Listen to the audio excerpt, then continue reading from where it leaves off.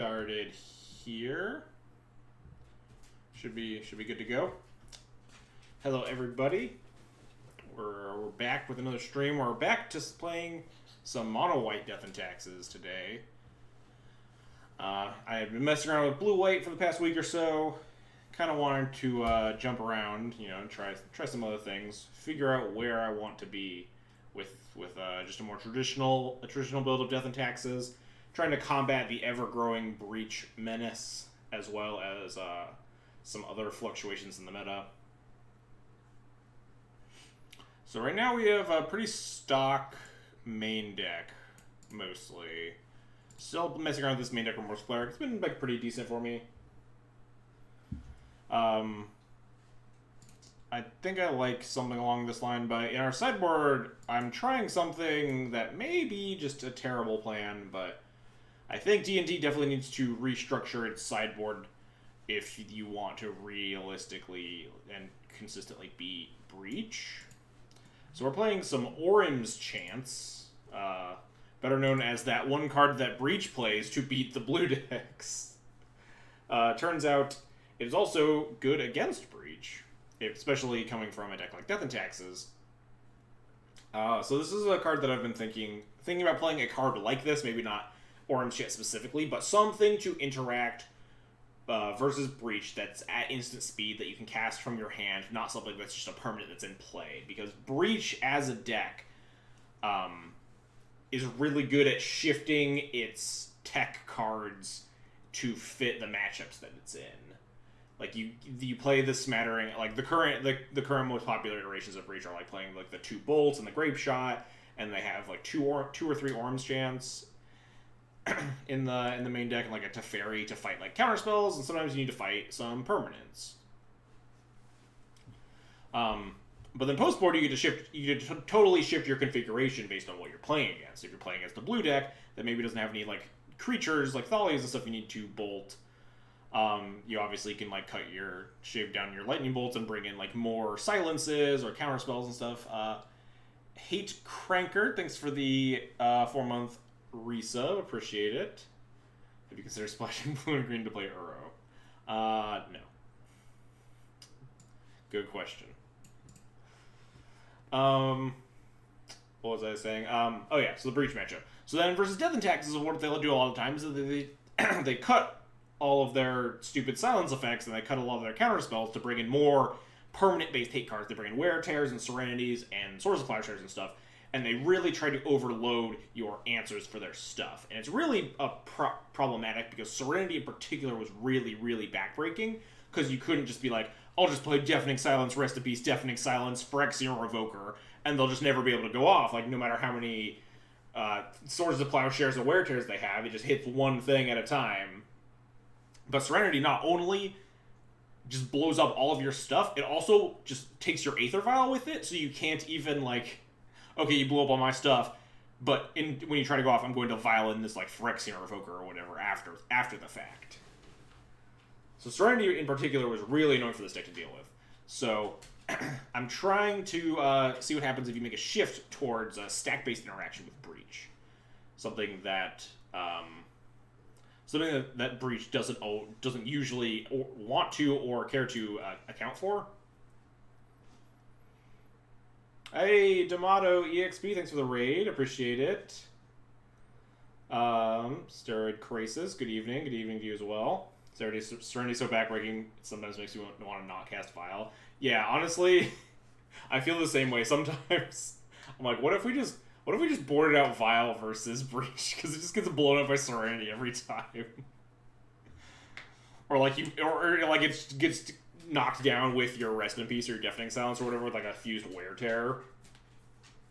And it's just, I don't know. But, yeah, Breach wants to account for not stack-based interaction against against the blue decks, basically. Against the decks that are actually going to fight on the stack. And versus a lot of the permanent-based decks, like the Loams and the Chalice Prison decks and the Mavericks and the D&Ts of the world, it's going to just play Swords of Plowshares and Wear Tears and Serenities and stuff. So if you can get a mixture of these cards, and that's something that I was also trying to do when I was messing with the blue-white deck, is that you get a mixture of your Force of Wills, and you have like Rest of Peace in the sideboard, and you get Meddling Mages and like Spell Quellers and stuff. So you try to overload everything that they're doing to answer your stuff. The problem is that mono white in particular doesn't have a lot of good options in terms of stack-based interaction against spell-based combo. The things that I've been really, like, the only realistic options that I can figure are, like, Orym's Chant silence effects, Mindbreak Trap, which is a little bit unreliable in terms of actually stopping them from going off, Disenchant effects to, like, blow up the Breach, but that is also unreliable, especially if you get towards the later of the game where they can, like, cast a Breach, and the first thing they do is cast their second Breach out of the graveyard and, like, play around your Disenchant or whatever. And those are, like, the main big instant speed interaction effects that something like a mono white deck can play. 3 Cataclysm, I'm not going to stream snipe you then. Yeah, 3 Cataclysm I do think is a nod to, like, a lot of people are trying to play Gideon and, like, 2 Cataclysm or something, or other options, but Cataclysm not only a nod to, like, the Oko decks, but is definitely a genuine nod to the Post decks that have been picking up more and more. So it's like I don't want to be casting my Gideon against Post when I could just be Armageddoning them instead. So I think going up on Cataclysms is definitely trying to respect the Cloud Post decks more. But anyway, I think that's all I have to say about that. I think this sideboard is probably still pretty wonky. Cards are probably not correct in certain numbers. I don't even know if this is good enough to deal with the Breach matchup. I need to do some extensive testing against Breach if I want to, like, really crack the code on that. But I haven't gotten around to that quite yet. I might try to line that up for maybe, like, a future stream or something. But for now, let's just jam a normal Legacy League.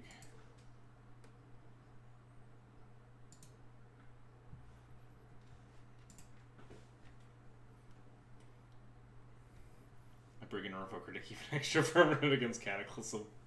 I remember the game that we played in last month's showcase.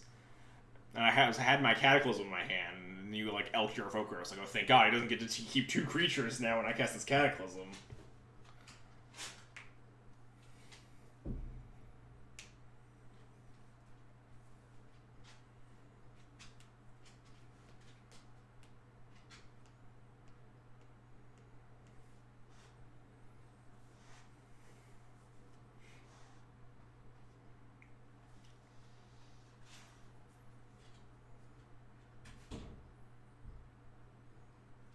You're building D&T and paper, Steroid Crisis? Nice.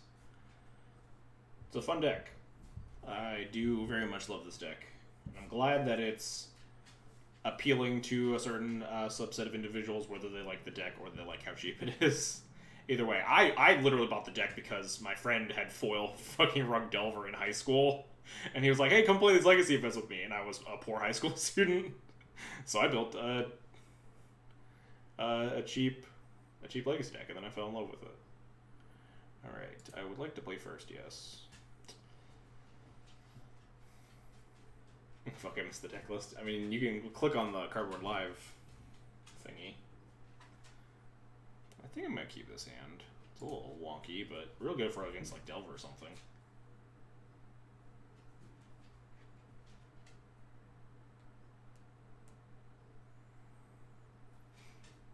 I just like making it so my opponent doesn't get to play. Yeah, I mean, that's totally reasonable. It's fun. My opponent played Proto D&T with multiple Grand Arbiters and Cats main. Flew up so many Miracles players. Jeez. What's the tech we're playing? Orym's Chant is our tech card.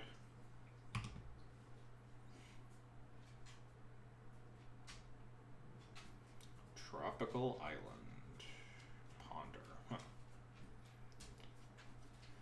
I don't see a lot of tropical. I mean, I guess you do kind of see a lot of tropical islands, but it's usually decks that don't want tropical islands as their first land. Unless it's like a Rug Delver or Infect or something. No shuffle on the Ponder. I don't really see a world where we're attacking with this Factory next turn.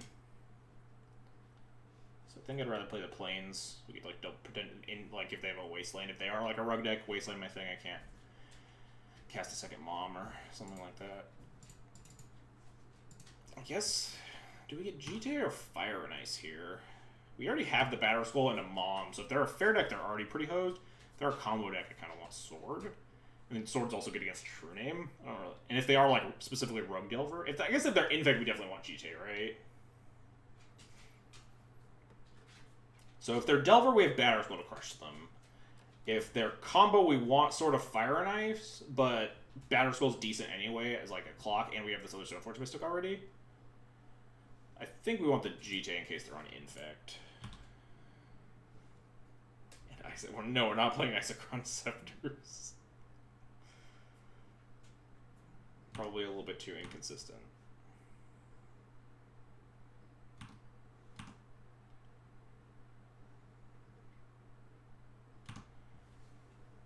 What our opponent is doing. I hope they're not a combo deck, because our hand is incredibly suited to fight a fair game. If they're on, like blue-green Omni or something, we're gonna get our shit kicked in. Play a Scepter and just get Breach. Oh man. E-Tutor for the Scepter. You're already playing a bunch of main deck chants anyway. That's just good deck building.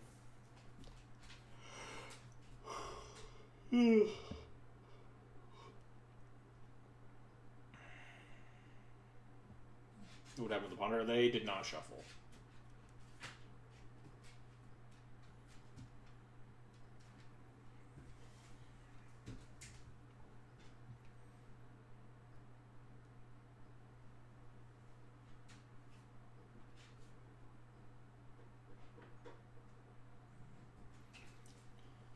Misty Rainforest, go. I think our play's probably just going to be Land Mom, go. Put in this Batter Skull. Storm. It's definitely a possibility. Could be blue-green Omni. Could technically be Infect, but this has not felt like an Infect start. Could also technically still be a Delver deck, but also doesn't feel like a Delver start. Jeebus Dog? No, it's a Lily stream. A lot more Lily streams, because every time I come into this room, Lily starts whining in the other room. We have no idea why. And she just, like, settles down when she comes in here. Man, I really hope they're not on Omni, because we're fucking dead if they are. I also miss... Dog streams were fun, but fucking Lily just whines like a big baby. Let's cast Mom Say Go in this Batter Skull. If they're on Omni, we're just gonna fucking die.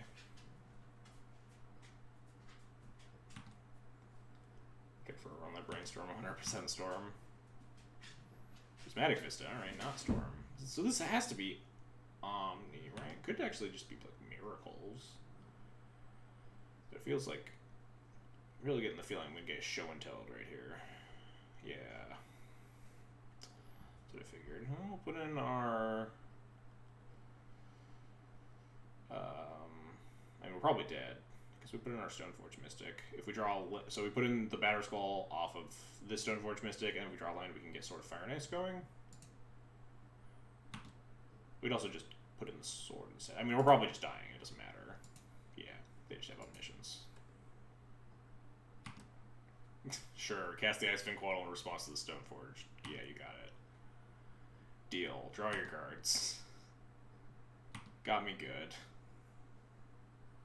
Sure.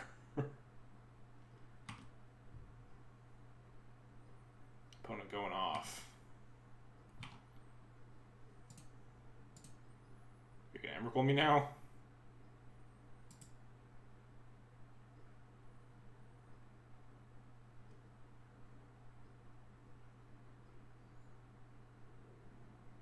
No Emrakul? Not killing me yet? We can beat just a pile of Ice-Fin Quaddles. We got Sword of Fire and Ice. Oh, sure, yeah. The long tank before casting the kill target opponent spell. Might be.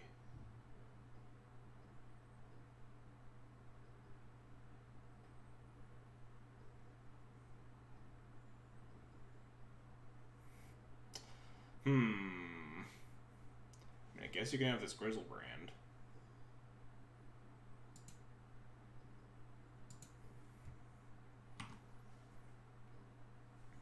only draw 14 cards. What could possibly go wrong?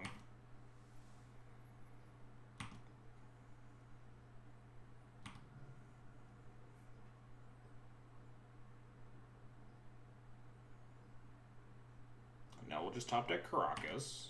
And so they'll brick on 14 cards with an Omniscience in play, which I don't know if that is literally possible. And then we'll draw Caracas. Actually, no, we could actually kill them if they drew 14 cards and bricked, because we just have these moms. They probably should have gone for Emmy, Wish. Yeah, I think that's probably deterministic. Oh, there we go. They found it. I'm not sure if it's literally possible for this deck to miss on drawing 14 cards.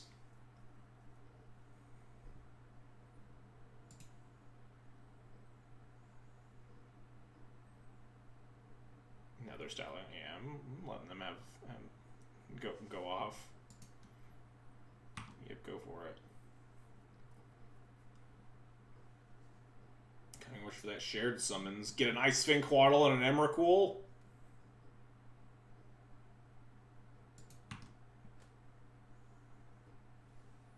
Get your. Oh no, they probably play 4, right? These things draw a card and block. Oh no, they only have the Emrakul. Dang.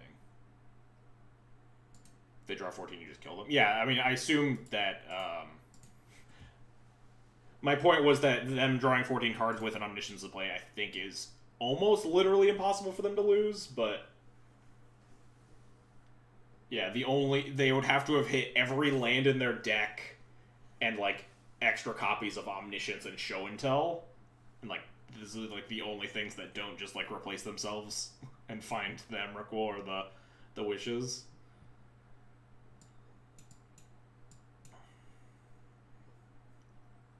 Show and Tell's the hardest part of the deck. Yeah, it seemed like a struggle. Alright. It's a matchup where Orange Chain does seem a little bit awkward. It can, like, buy you a turn in some cases, but you have to figure out when specifically to pick your spot, which is a big deal. Rather than just, like, when Breach or, like, Storm is about to kill you, they let you know. Sure, someone should require 2 targets. I mean, they played whatever it was called before. Fucking Eladamri's Call. It's not like the difference between those 2 cards is a massive delta. It's just like, oh, now they can not get Diabolic Edicted or whatever. Anyway, cut the bad cards. Cut all the bad cards, bring in all the good cards. I don't know if this is a Cataclysm matchup. They definitely play slower. Armageddoning them may not be bad, but...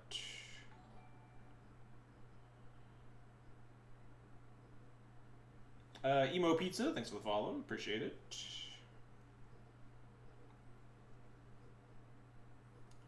I don't know, I'm hovering over the thought. No, Revoker's horrible in this matchup, right? They don't even, like, play Lotus Petal usually. And, like, they have the 1 of Grizzlebrand. Revoker's, like, not good in this matchup, I'm pretty sure. This feels like a Geddon matchup, but not a Cata matchup.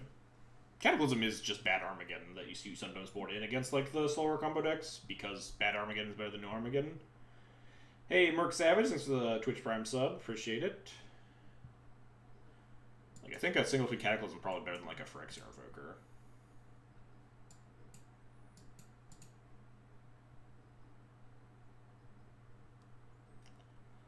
Oh, this looks okay. I don't even know if I still want this Jailer, honestly. It's like only good.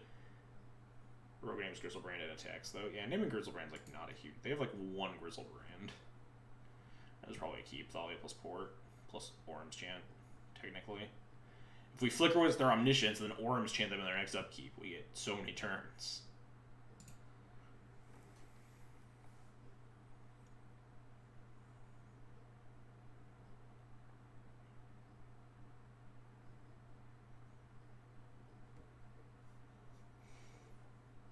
Yeah, good to hear it, Merc.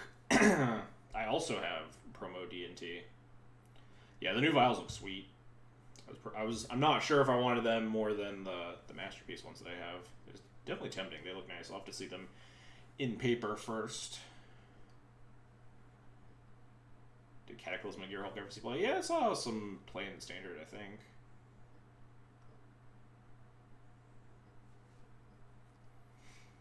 I'm gonna flex on my opponent and Orem's chant them on their upkeep on turn 1. No.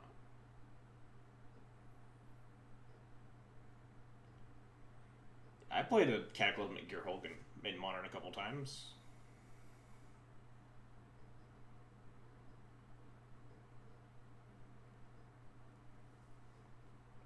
Opponent, come back.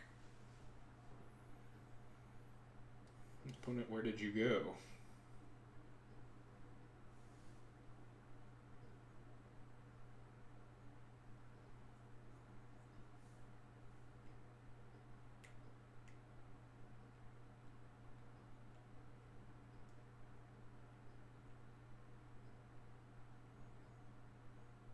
Yeah, Orem's Chant, I didn't even know it had a Judge promo version until today when my friend told me about it when I was talking about Orem's Chant. I was like, well, if this text, if I actually need this card, I'm gonna pick up some Judge promos.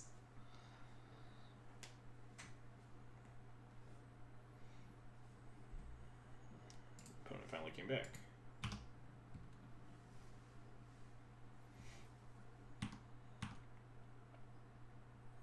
What you got?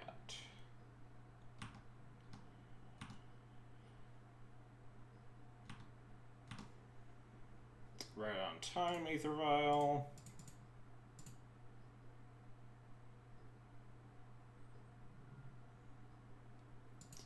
Force Pitch, Spell Pierce. Left. I always am very quick to criticize people that leave in Spell Pierce for Death and Taxes, but I always forget Blue Green Omni has no sideboard slots for D&T, and also has main deck Veils, which are absolutely worse than Spell Pierces. So if you have anything you're bringing in, you have easy four cuts before that. So at least Spell Pierce pitches to force, and sometimes you hit their Council's Judgment or Aether Vial or something.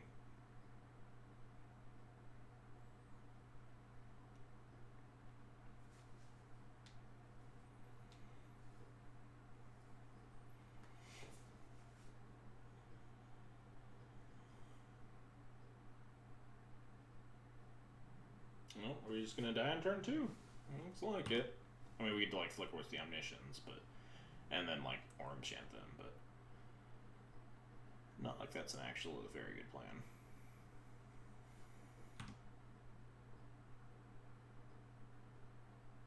We'd have to draw another white source, and then also draw the Council's Judgment. And also they need to not have any counters.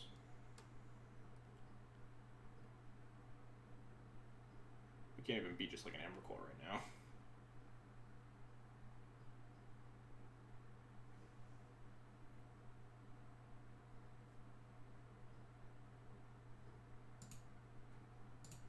Yeah, here Omniscience. How many Ice Fang Coatls do you want to cast, opponent? Sure. This is just 3 wishes kill me.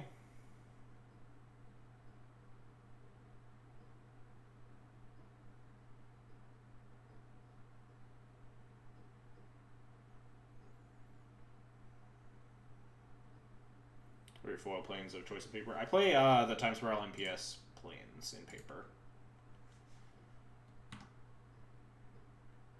Oh, sometimes you just get Forcible turn 2, and that's just your life. Not like Orem's Chant would have legitimately helped me as a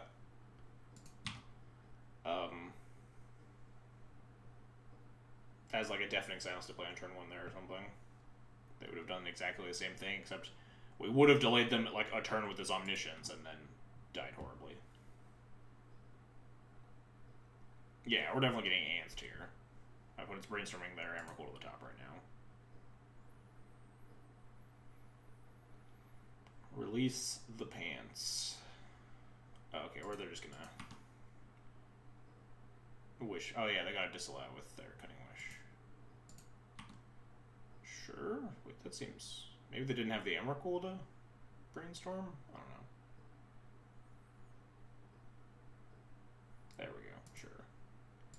got me, opponent. Disallow. I mean, it's better than like the old like they always have like a stifle in effect in their sideboard at some point, and like disallow at least has niche roles as like countering actual spells. Versus they played like Trick Bind or something before to beat those effects where they like the Reclamation Sage on your Omniscience sort of deal.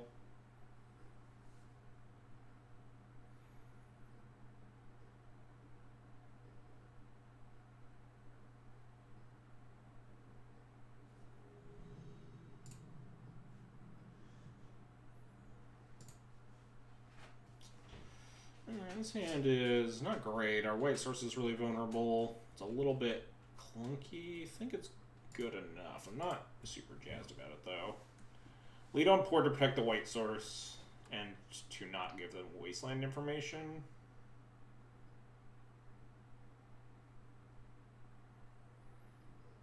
Oh yeah, the new unlands. Those do look good. Yeah, there are a lot of sweet options. As long as you have the dignity to not play snow covered. Although honestly, the Eldraine snow covered promos do actually pretty good. So if you want to play all snow covered, definitely go with those.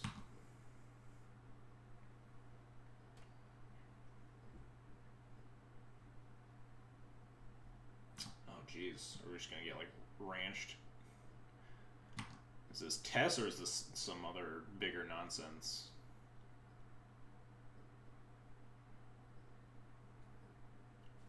Oh no, it's Red Prison. We're gonna get Blood Mooned and probably die, but we're not gonna get ranched. All right, so we can revoke our name Chandra Torch of Defiance probably.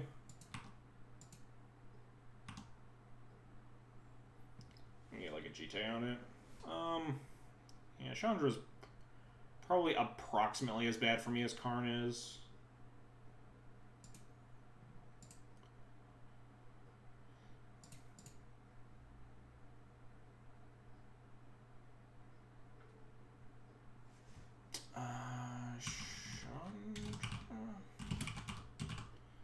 I think this is maybe the better name. Could name I probably should name Chromox. Fuck. I'm bad.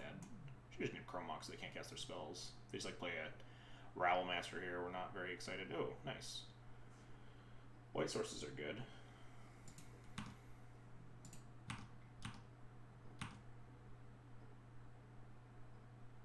Okay, I'm gonna stomp my Revoker here. Sure. I guess there's a Chandra Torch of Defiance in my future. Which means what exactly? Which means I want to play the thing that I care about dying less? No, because I want to force them to minus on it. The minus on the Stone Force, Remorse Claire flies, so it can fly over a potential Bone Crusher. So if I Stone Forge here for I think Sword of Fireness is probably good enough. It's definitely easier to cast than the Batter Skull. We only have one more threat is my concern here. So they also deal with the Remorseful Cleric. Yeah, so the Batter Skull's not unreasonable. I'm just assuming that the Stoneforge is about to die. One more line does cast the Batter. It's also the Batter Skull's also better if they do have Karn here and not Chandra. So it's probably worth it.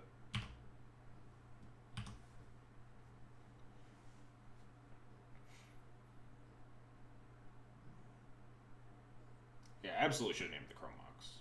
I'm dumb, but ended up not mattering.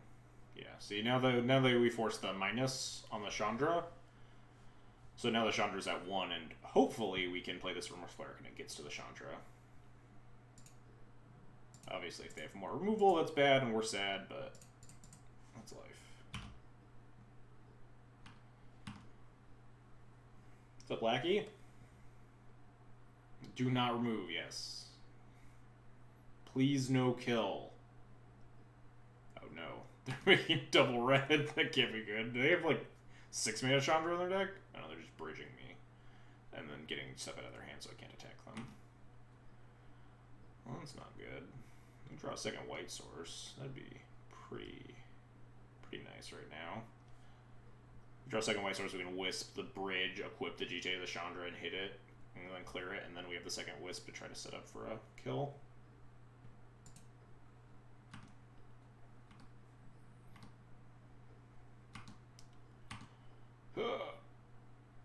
Well, that's probably going to be way too slow, but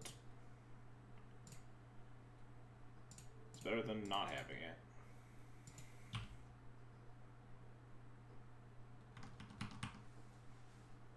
Unfortunately, now the Chandra gets out of range of just the cleric clearing it, which is a pretty big deal.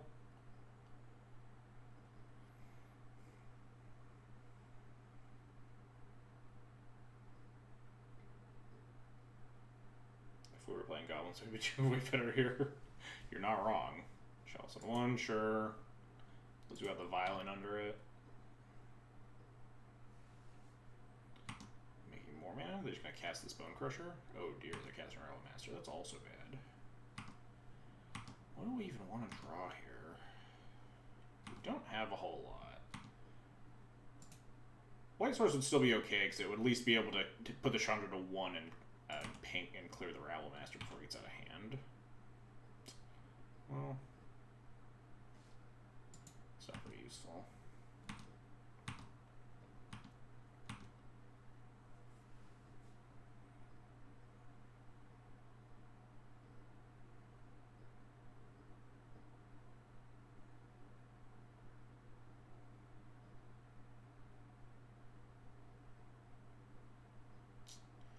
You know, we don't have a lot of good plans here.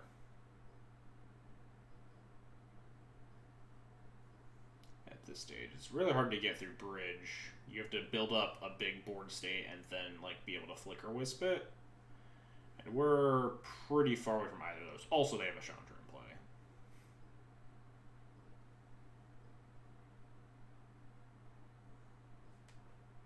Sure. Oh, and they hit a Karn off their Chandra. Yeah, it's probably time to pack it in, huh?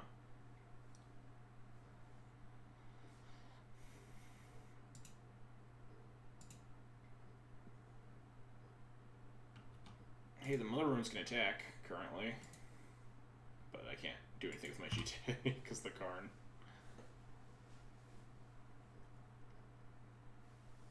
It's a pretty good hit, I must say. So yeah, now if we draw a Wisp, it's not nearly enough. I think we're pretty much just dead here.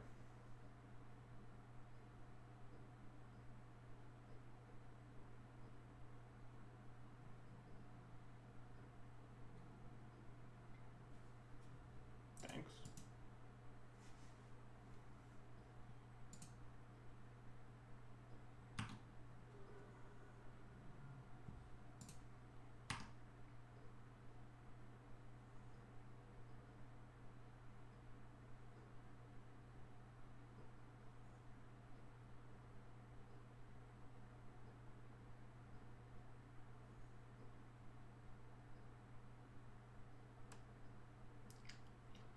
Yeah, even if we draw a white source here, I don't think we can realistically do enough, especially because the Karn is probably going to go get something scary like a Walking Ballista or some bullshit to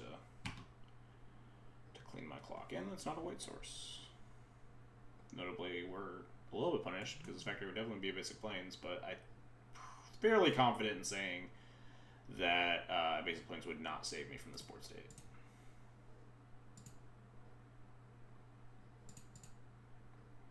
This is some breach. I mean, you're not wrong. Bring in these cards. Oh, that's not the path. Path has dropped off in quality versus the Red Person decks lately because they're less all in on like the 8 Rabble plan. They just have like Rabble Masters. They have Bone Crushers, which is like not nothing, but not particularly something either. I guess it kind of depends on what we're cutting. Reevaluate after doing some sideboarding here. I think Thalia also does get worse, specifically because they have Bone Crushers in their deck, so like it is just a 4/3, which sometimes just blocks you. It does, obviously Thalia blocks Rabble Master the best out of most of your options, but I don't think that's like usually a huge concern. Revoker, Stoneforge, good. Wisp, good. Recruiter, good. Prelate, good. Usually also shape down on moms, especially.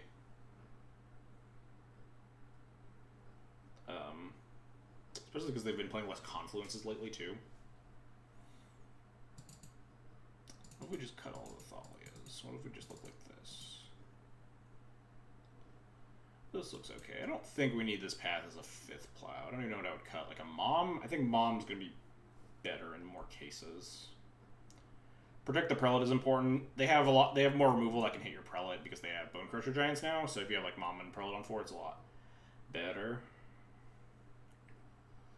I think this looks okay. Possibility maybe I could actually like, cut a non-basic.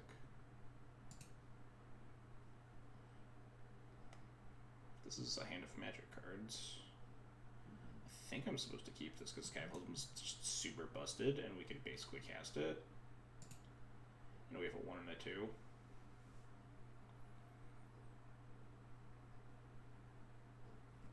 This Batter Skull obviously sucks, but it's pretty nice.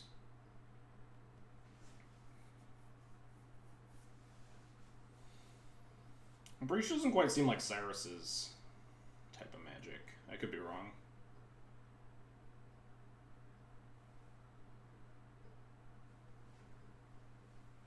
Not nearly enough skulls.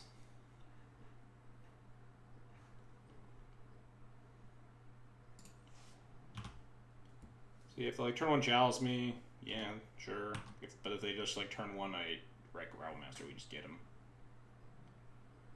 Or if they just turn 1 land go, sure. No? Chromox. It's very good. Okay, no, it's land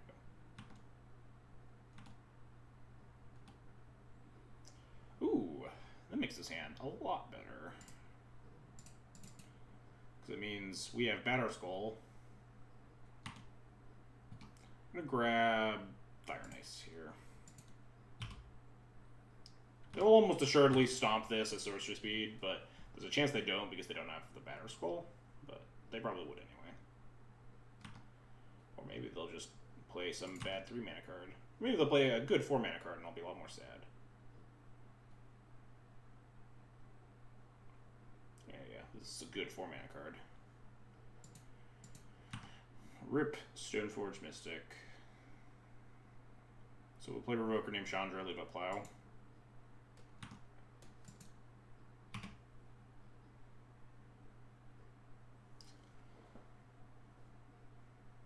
I think I want to probably Cataclysm away this Wasteland, so I think I'm going to play it. On the off chance we draw like another non-basic, we want to keep like actual like producing mana sources if at all possible. Chandra, Torch of Defiance.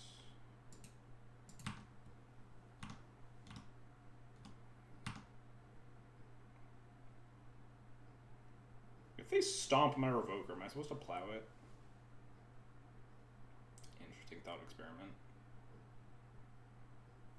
Pyroclasm, now that's just rude. Also not a card you see a whole lot of. They can 3-ball me if they want. Might just be casting Cataclysm next turn. Yeah, Pyroclasm doesn't seem that good right now because it's like not super good against Delver. So it's a Rabble Man. It's a bridge. That's fine. Do I want to cast this Cataclysm? I kind of don't, but I probably should. They're Hellbent. They can keep like City Chromox. We could potentially keep Wasteland. Well, let's assess what we draw first. If we draw more lands, it's more likely that we want to do that.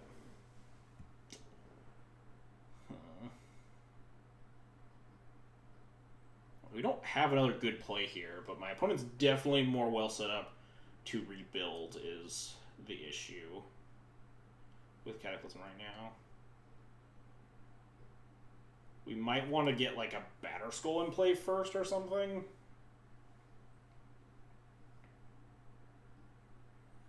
Or like Stoneforge Mystic holding a Sword of Fire and Ice. We could like Stoneforge cast Jite this turn, and then like the following turn cast Cataclysm. Yeah, I don't think we're in like a super big rush.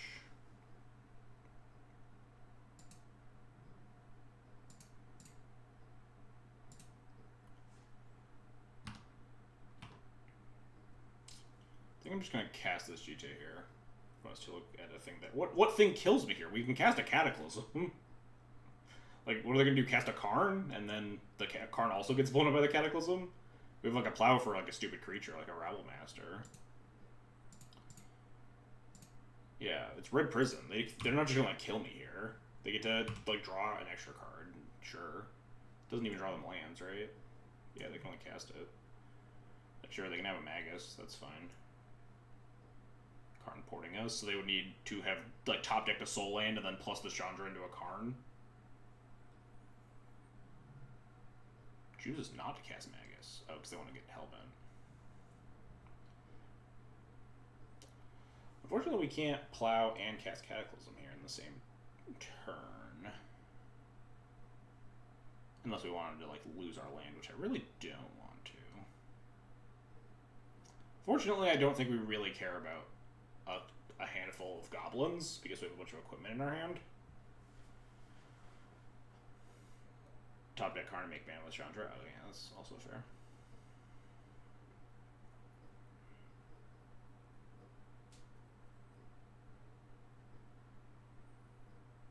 I'm like almost tempted to just let this go again. Yeah, the goblins don't matter. Yeah, you can. Yeah, we can cast Plow and Cataclysm, but then we lose our extra land drop. Like, because I would rather Cataclysm and then play my land rather than losing another land for no reason. It's like pretty important when my opponent can keep something like Chromok City of Traders to rebuild, and we have like nothing. But if we keep the Stoneforge around, then we can put in the Batterskull and then crush them.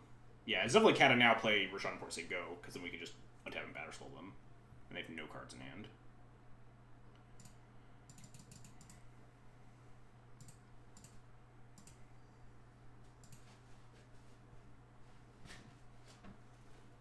Like this Rabble Master just straight up isn't beating me. We have a Plow and a Batterskull.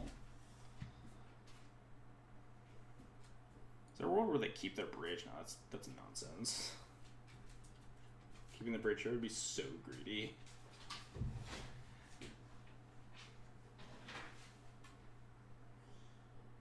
Yeah, they keep the Chromox. What if they keep Mountain or City? Yeah, but if they kept the bridge, then they would have to keep like basic Mountain, and then they're so far away from casting anything, they would have to rip a bunch of lands off the top in a row. Or the bridge would just go offline anyway, and they'd have to attack with goblins. Keeping the bridge here would need to be insane top deck land luck. So yeah, this is fine. Oh, I almost said go, but no, we want to play this Roshan board first. They draw like Stomp here, I'm going to be real bummed, but it's not the end of the world, because we can still plow the Rabble Master. I'll block. I will block your Goblin. And I'll just say go. We have this Batterskull, which that my opponent doesn't actually know about, technically.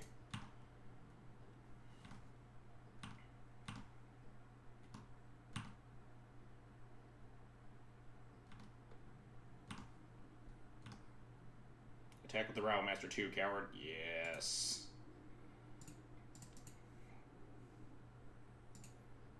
Yes. Don't even have to plow it. The game just ends. See? Cataclysm really busted against Red Prison. Sometimes you gotta work a little bit to get to a position where you really like want to cast it, but it is extremely powerful. Alright, on the draw. Does anything change? Not really. I do think Thalia is just a little bit too slow, especially on the draw. The only thing it's particularly adept at is blocking Rabble Masters.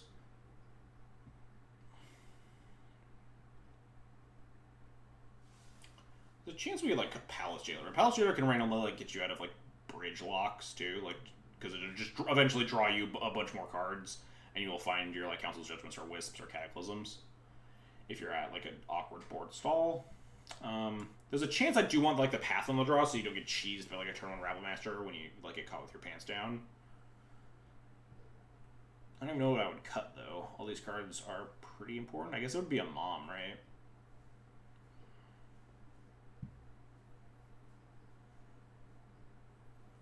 It's either a Mom or like a Caracas. Caracas doesn't do anything. It's just a legendary plains. We boarded out all our legends anyway, but you kind of want to keep your land count when you have 3 Cataclysms in your deck. So yeah, maybe it's better than Mother of Runes.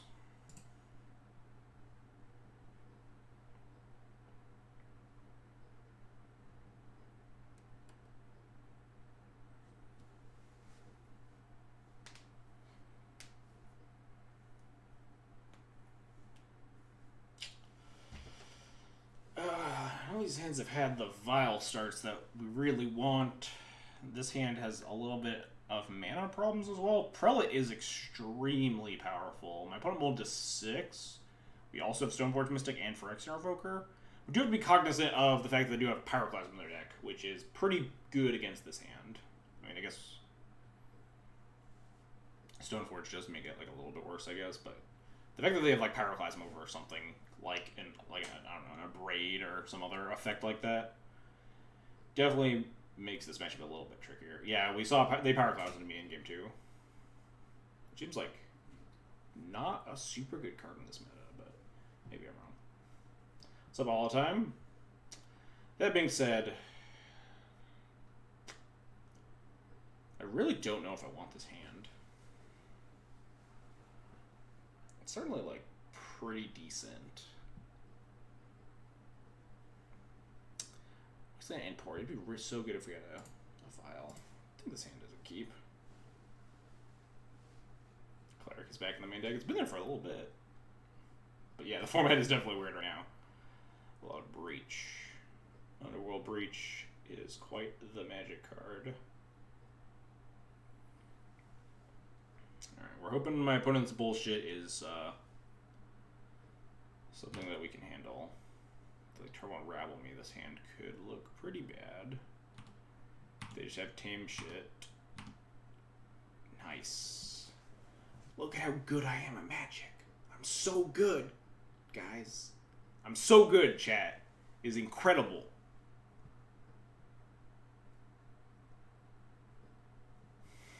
You suck. I told you guys how good this hand would be if we had an Aether Vial in it. And then I just drew the Vial like an incredibly skilled Magic player.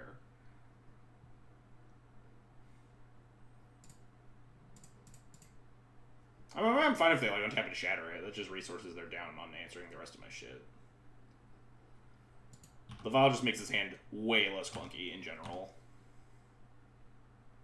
What's up, Basic Swamps? Like, my opponent could like turn 2 a Chandra here or something very spooky. Or that like turn 2 Karn me. Oh. Chandra is less threatening. Chalice. Chalice for 0 me, opponent.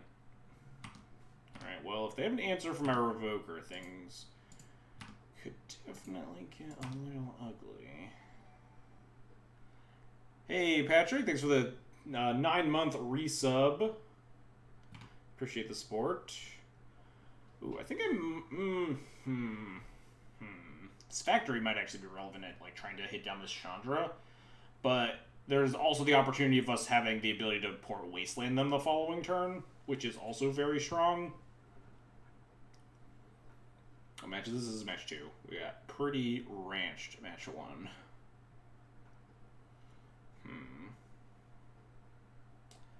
Alright, so let's plan for the worst case, not the best case.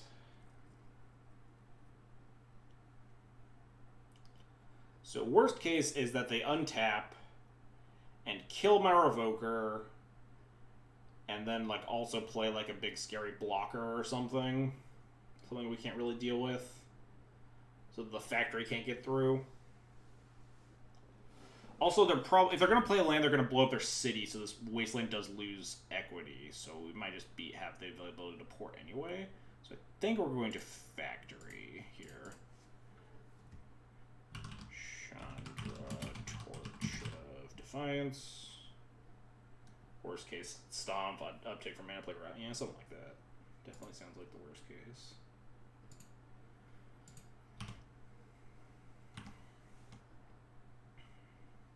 we also have the option of like recruiting a second Revoker for the Chandra next turn if we need to. And hopefully run them out of, and they may just be Pyroclasming this Revoker. Oh, they are stomping it. Sure. They could just add mana and then cast the Bone Crusher, which prevents me from attacking with the factory, certainly. Oh no, they are actually doing the Rabble play.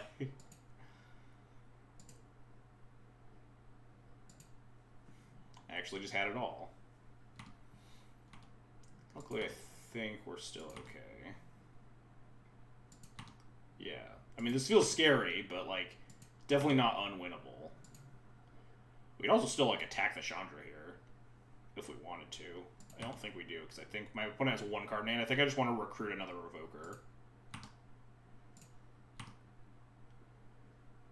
And we can deal with the Rabble Master later.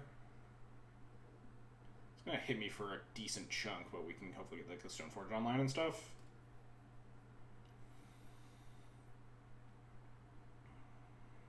Or we just like, ooh, Wisp is also nice. Wisp is definitely nice planning ahead here.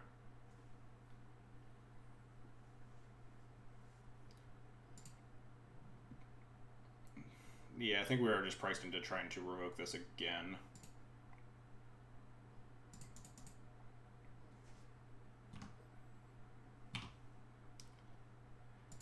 If they end up having another removal spell, we will definitely be unhappy. I think that's just our life, though.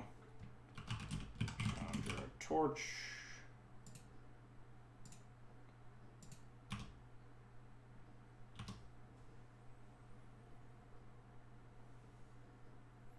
Soul End Confluence. That would be bad.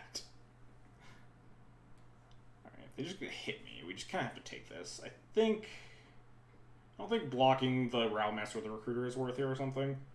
Flicker Chandra, Vile Stoneforge instead. Flickering Chandra wouldn't really do anything. It'd reset it down to 4. We also can't Flicker Chandra, so not double weight. I think we can just take 6 here. I think the Recruiter might be important with this Wisp and stuff. Well, this Prelate has to go on 2 or 4. The issue is that if we put Prelate on 2 and they fucking Pyroclasmate so bad. I think I just take this.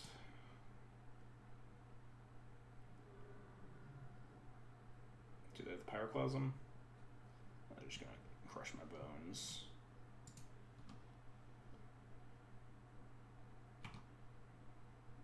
Ooh, another white source is nice.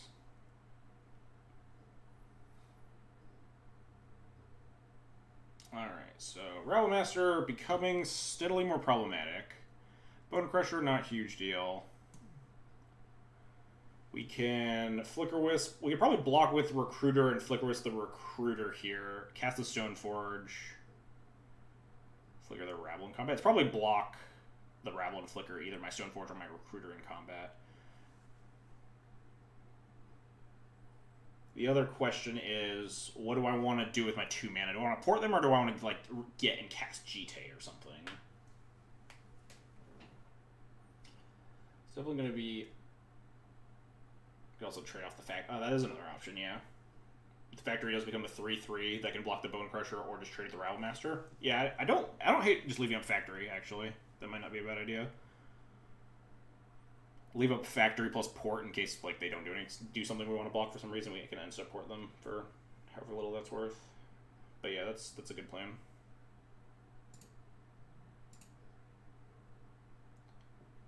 Yeah, Jam Stoneforge, grab. Still might grab GT. Oh, Batterskull's pretty good.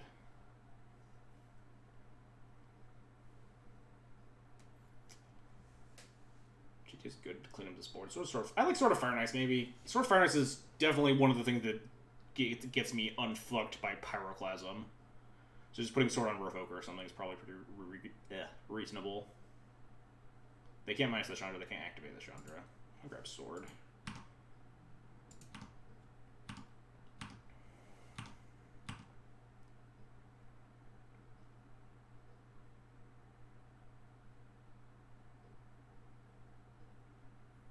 They draw like Pyroclasm here. guess we probably just flicker with the Revoker, then let everything die, then untap and we can equip the Revoker with the sword. So it's like not the end of the world. Okay, sure, you get a 1/1.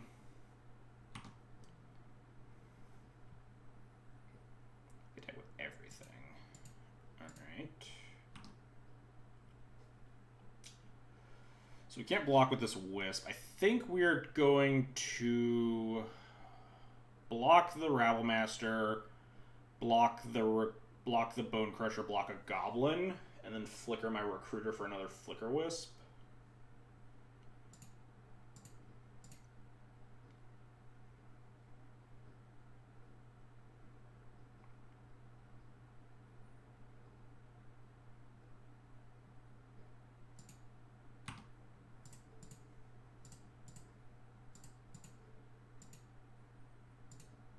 No, we're not blocking anything with the Revoker.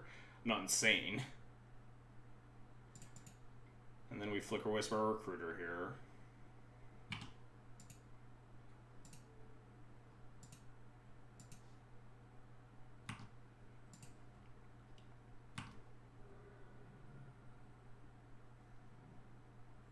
They have a 4th land, and then nothing.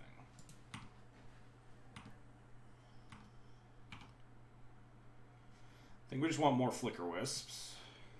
Never a bad plan. I almost wanted to actually block the Bone Crusher because the Sword Trigger kills the Rabblemaster. Maybe that was a better plan. Because I could have just traded with the Bone Crusher instead. Now we just kind of have to leave it in play. I don't know how much that matters because the Flicker Wisp can just trade with it.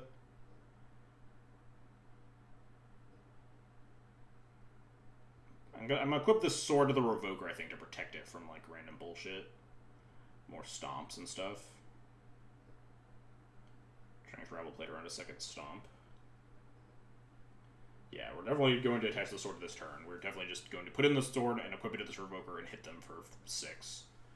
I think I'm just going to shock them. We don't care about the board state right now.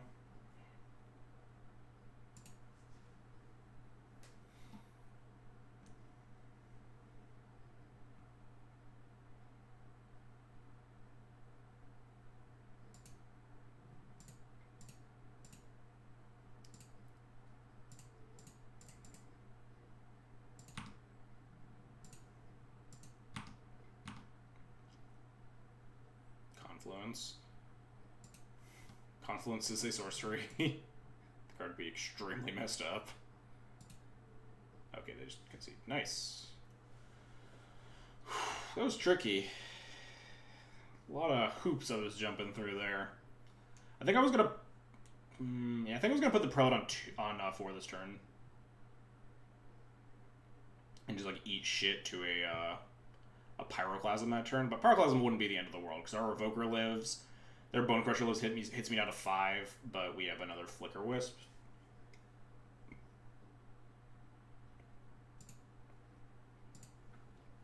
Mystic Confluence is... Well, Mystic Confluence counters spells, so it would be pretty bad sorcery. I think the Black Confluence, I'm pretty sure, is also instant. I don't even know. The White Confluence is a sorcery, I'm pretty sure, also.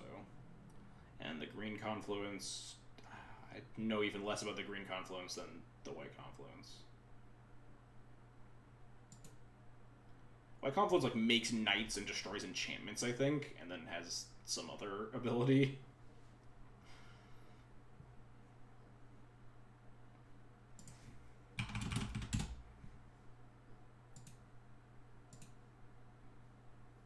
This game's decent.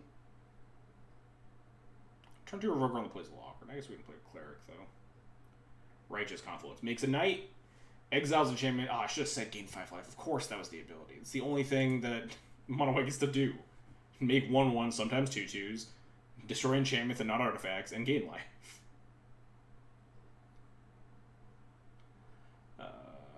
Land go.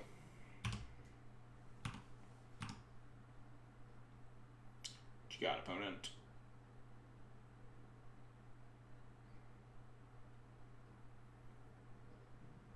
Windswept. Oh boy. Maverick? Please not elves. Please not elves. Please not elves. Cast Noble Hierarch. Not a land or elves. Oh, thank God. This is Loam, then? Oh, this is Depths? Whoa! I haven't played against this deck in forever. I think I'm just going to plow this, probably, whatever it's called. Yeah, Reclaimer. I guess I could... No, I want to revoke this Mox Diamond, I think. Yeah, I like just plow this Reclaimer, revoke Mox Diamond. That's pretty good. Kill your thing. Play my land. Get your other thing.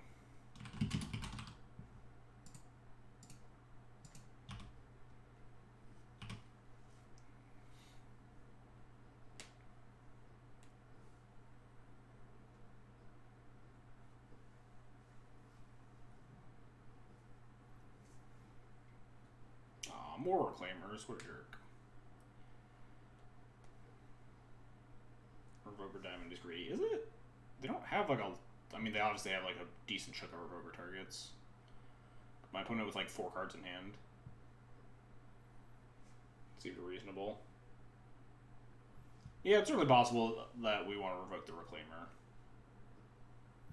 We had pretty decent tools to deal with more stuff though.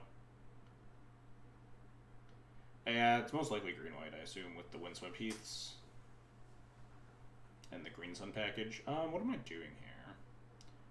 Stoneforge is really slow. We're choked on mana, which is obnoxious. Also, we had the Flickers to reset it to something else if we needed to. Assuming we like hit a land drop at some point.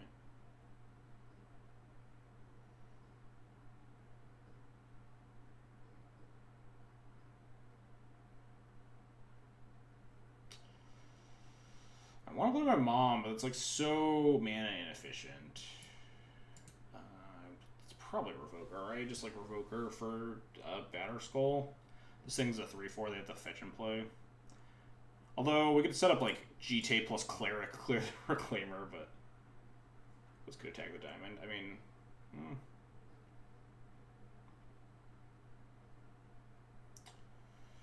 yeah, plays probably Stoneforge Mystic. Yeah, as much as I'm relatively unhappy about it. Don't attack into this. They have a fetch land in play. Also wouldn't attack into it anyway because you don't want to just beef it to crop rotation for no reason. But yeah, they definitely need a little bit of time to set up here, so.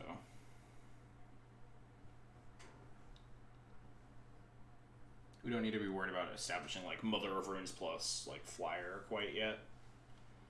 If we gain 4 life off this Batterskull, we can have a bit of a breather as well.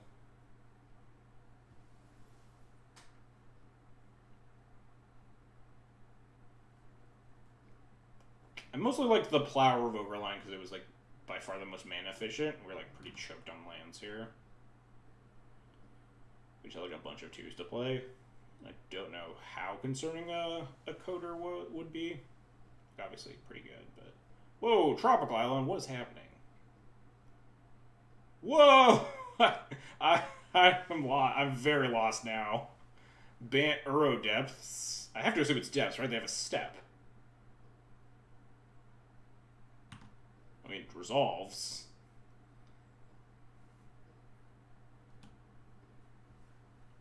I mean, we got this Remorseful Cleric. That's pretty good. I think I really want to get the Batterskull into play, especially if we like draw a land. We can Mom plus Batterskull. Attack me, coward.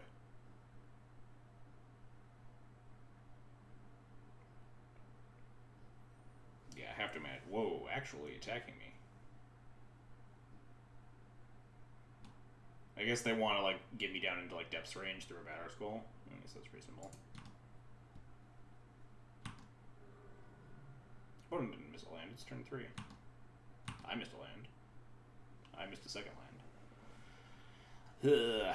I mean, I'm just gonna put in this Batterskull and hope to. This is like escape what? 6? 5? 5. Alright, so they need 2 cards to put in their graveyard here. So it's probably unlikely because they'd have to be a free card outside of like another fetch. Also, they can't because of the planes, so. Oh, missed land off the Uro, you're right, yeah. They did miss land. So yeah, this Uro probably ain't coming down next turn, so I don't think I need to get this Cleric online. getting the Batter Skull here is fine. Yes, we did beat Stompy in Game 3.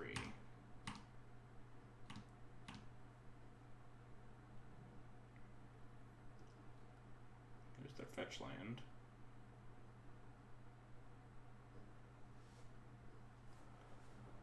I guess, like, if they had, like, Plowed-My Revoker and fetch, they could cast the arrow. That'd actually be kind of scary. But there's a lot of Elvish Reclaimers.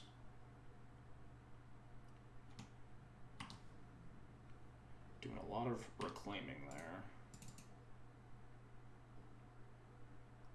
Go Batter Skull. Land, please. Oh, fuck. Damn it.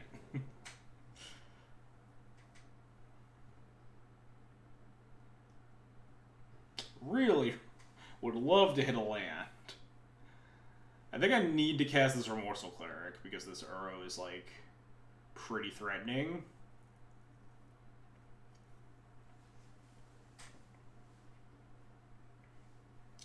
Uro is, like, kind of spooky. I guess we could, like, Flicker Wisp it to kill it. That doesn't seem like a great plan. The alternative is Mom plus leave a Plow and, like, plow the Uro. I really want to get this Mom developed, and I would have loved to hit a land in the past 3 draw steps. Sometimes you just gotta wiggle out of a tight spot, though. If we have, like, this Crusader online, too, Crusader GTIC, we have a lot of, like, good, actionable plans. If we had the ability to cast any of them. Attacking here is a little dangerous. If they double block and have... Well, 2 steps. It's, like, probably pretty insanely greedy.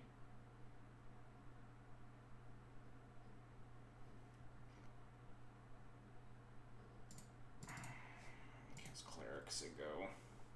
They probably do have 2 steps. What? Really? 2 steps in your Uro deck? I guess you're also a Mox Diamond deck, but...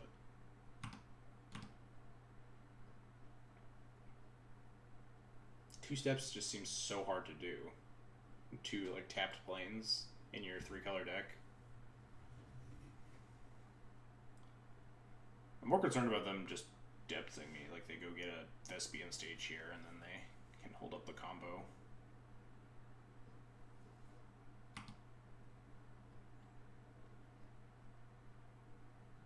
Yeah. We do have a Plow, though, notably. Tagging with each 21. Yeah, I would, but, like, a little concerned about double block, plus I try to Plow one, plus they step me. I suppose we could have not plowed and just traded with a single Reclaimer. But, like, we're not getting 20/20 this turn, so, like, being at 21 is not something we necessarily need.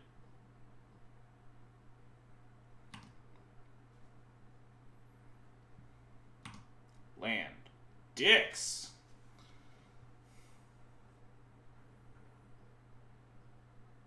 Bait the activator or something. You'd think they wouldn't just take the trade? They wouldn't just trade a Reclaimer for the Batter Skull?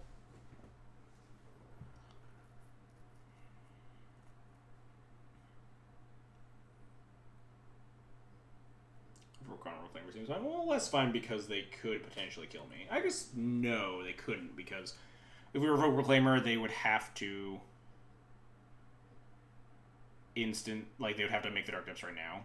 Also, they can't do it, actually. They're 1 mana short, right? 2 mana activate Reclaimer. Yeah, okay, they're off mana. Removal plus on Reclaimer is nice. I do want to get this Mom online. So I can fucking, like, Mom plus, like, blocker. Yeah, that's what I'm thinking. This might be a good turn to play Mom. I think I might honestly also just trade this Batter Skull with you, assuming they don't play Spirit. Yeah, I mean, the problem is I think I might have to sack this Cleric to deal with Uro. Which is another thing. But we have, like, more flyers, assuming we ever run out of land. Oh, yeah! If they block me, we can Cleric to Shrink them. Oh, yeah, that is very true. Alright, yeah, this attack's definitely free. I should have made it last turn. And I'm a big dummy.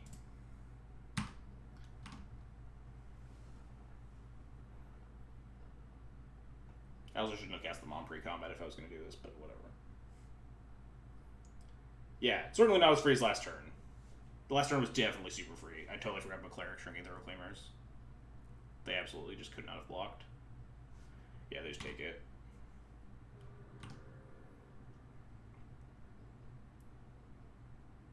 Could have also attacked a Cleric, yeah.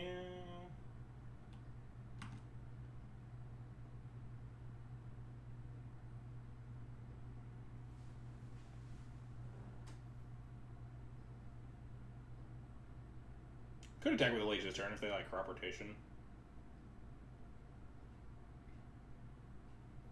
Attacking with Cleric last turn is free, though.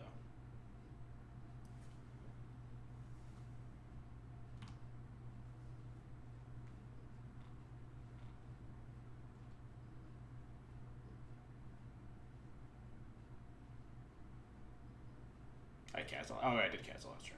Never mind. So they're very far from casting this Uro now. Oh, that's pretty spooky.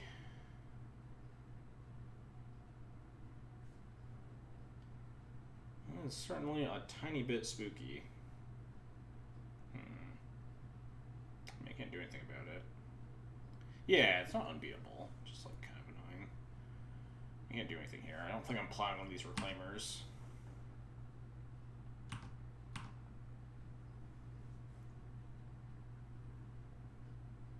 What are they going to put it on? 2? If we draw just a land. Yeah, our 2s aren't nearly as important anymore.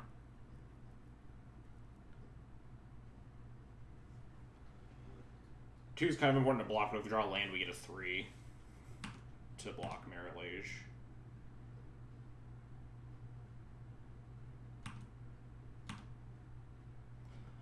Praise! Praise be. We drew a 3rd land. Alright, so what's the attack look like here?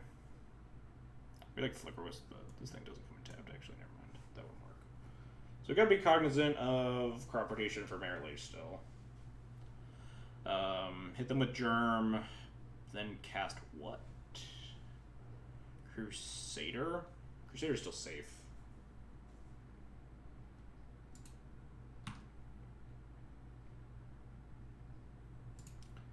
Get you.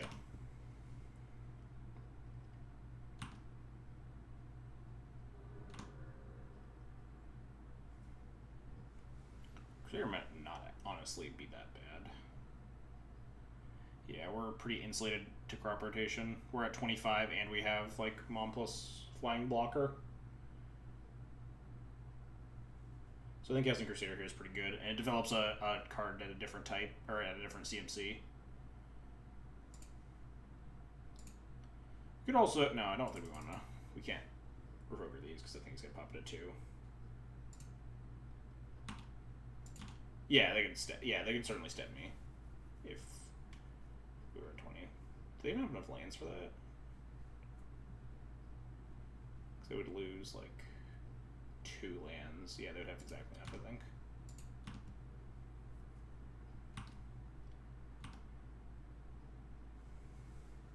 Yeah, this Cleric is lining up very good. It'll just like pop down these Reclaimers after they pop their Blast Zone on 2. Why is Cleric now attacking? I didn't want to attack this turn because of the threat of Merit Lage.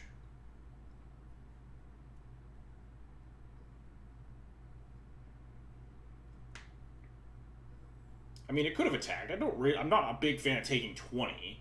It's not lethal, but it's certainly scary. I feel like take 20 and they untap with like Reclaimer mana up to protect it with like a step. Then it certainly could matter.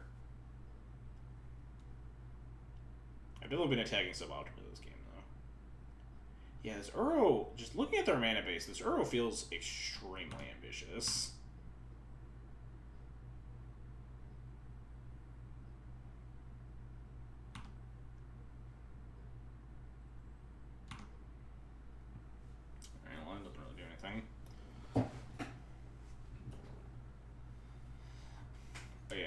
We could Wisp a land, that's true. I might actually do that this turn. Attack with Crusader plus Batter Skull. Put them into lethal range next turn. Yeah, we're never casting the stall. Yeah, absolutely.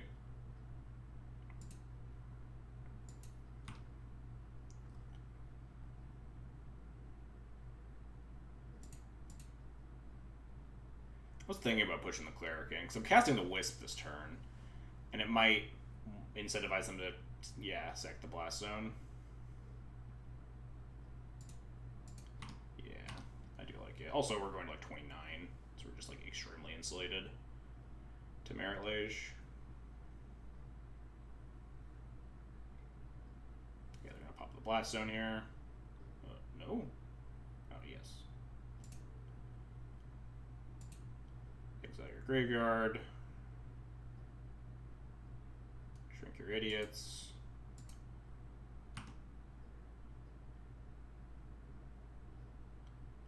I almost want to program my Germ right now so I just have lethal.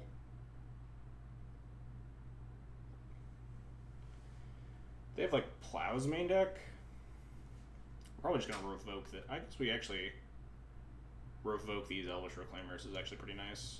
Yeah, they're just like, if they want to block, if they want to chump the Batter Skull, they can go right ahead. They're just so unbelievably dead.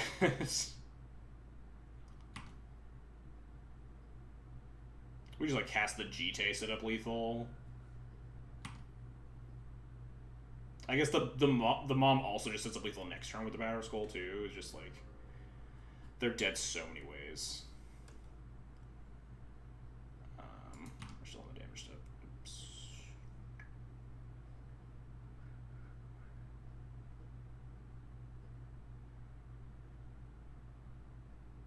Come on, just Flicker Whistle Diamond for funsies. Yeah. I think all roads lead to Rome. They're just, like, just incredibly dead. I'm just, like, dicking around with my clock for no reason. I just want to make them die. Yeah, they are unbelievably dead here. What you got? You want to... Nope, nothing. Famous last words. I would be very shocked if we lost this game. Not going to lie to you.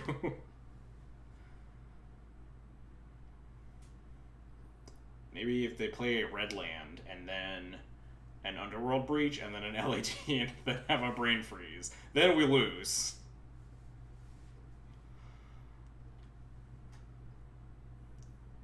Blue land, show and tell in their omniscience, and cast an Emrakul. Yeah, they're dead. Alright. That was a weird game.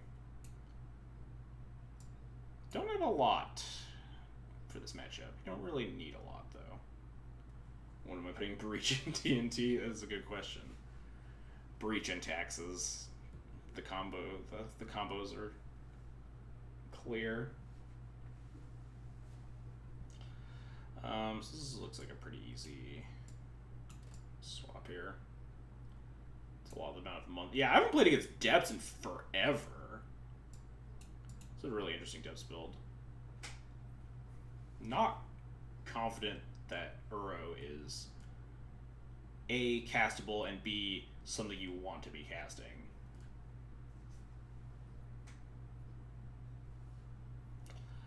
We don't want this Prelate, but we don't really have anything to board in.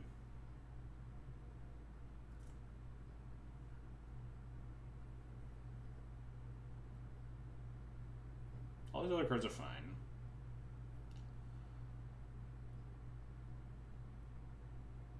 All these, like, Rest in Peace, maybe? Rest in Peace versus Uro, Reclaimer, probably Coder. Like, one Rest in Peace or something. Could have Chant to kick. It is 2 mana, gain 20 life. Sometimes. Yeah, I think one Rip is probably fine. Not something I'm, like, super keen on drawing, but it's not something I'm, like, super unhappy with. Shrink Knights and Reclaimers and stop Uro from coming back and stuff like that.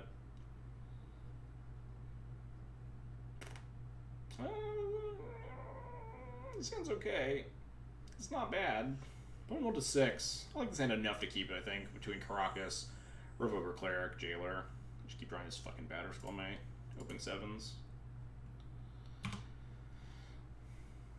Yeah, keep it with Caracas. If it was like Plains, then like maybe go to 6. But like most of the other lanes are probably...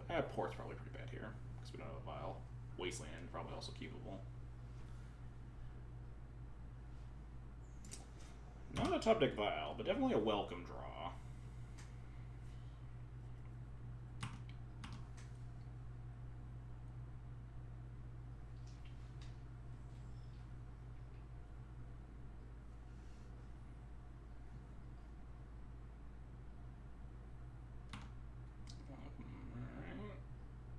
Crocus. Alright, well, hopefully they don't Oko me. If they do Oko me, then we can revoke it and hope they don't have an answer to that. I don't think I'm scared of a lot of other 3-mana plays. If they cast a Knight, we just plow it. If they cast an Uro, it's whatever.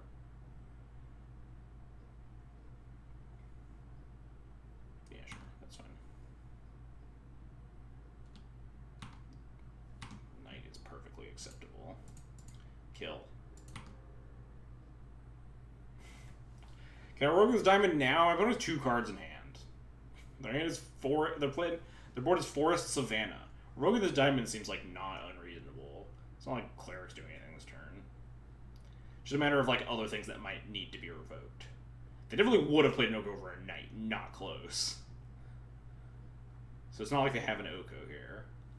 Also, we're potentially turning it off of blue mana. They could have second coder. Yeah, but I mean, then it's active for like 1 turn. We jail. I guess 1 turn is obnoxious because then they get to. This is a 7. No, this is a 6. Yeah. All right. Second coder would actually be kind of annoying because we wouldn't have the turn to kill it with Jailer because they would be able to not have some missing this and be able to get step.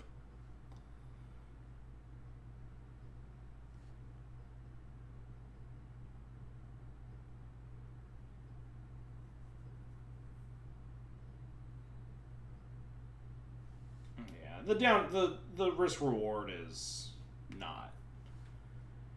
It's like relatively high risk for like no reason. Like playing the rogue on this diamond probably won't amount to a whole lot. And like I think it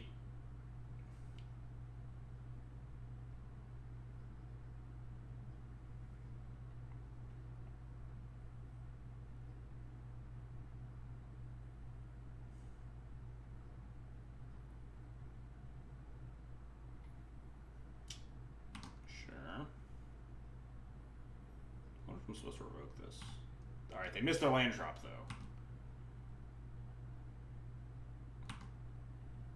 Can I revoke this now? We could also just recruit for something. Recruit for like a Flicker Whisper. Some nonsense. If we Revoker the Reclaimer specifically, it means that we can Jailer it without having to worry about Sajiri Step. Lunel, you never want to take the fun lines. Have you considered having fun? Have you considered revoking their Mox Diamond and watching the life drain from their soul slowly? I'm gonna attack them for 2.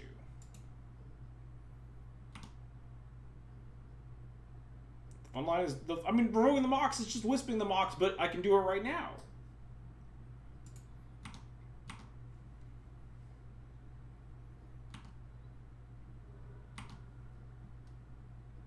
I mean, the better line is definitely just recruiting this Flicker Wisp. I just want to revoke this Mox Diamond because they missed their land drop. Just give them the business.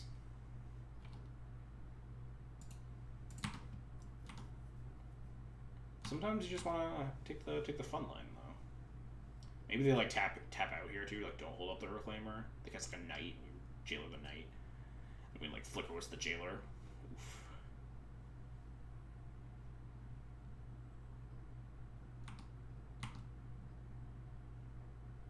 Also, they immediately hit their land drop, so revoking the diamond, not a great plan.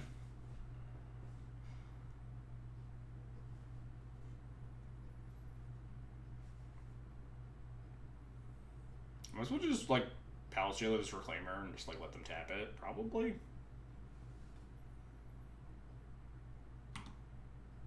They have 2 cards in their hand.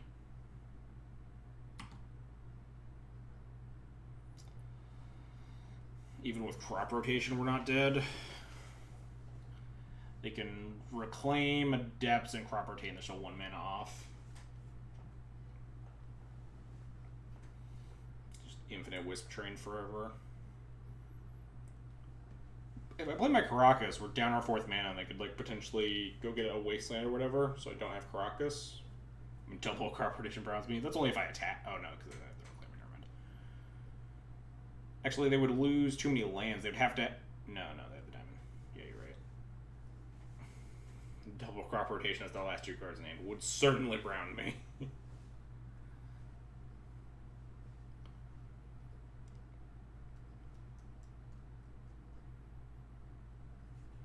Wisp diamond. I guess the second wisp means that we can actually wisp something like the diamond. Meh.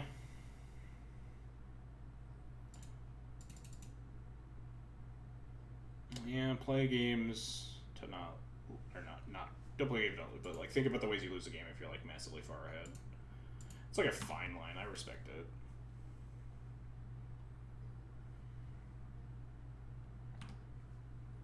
I think I'm gonna attack here. They have to deal with a lot.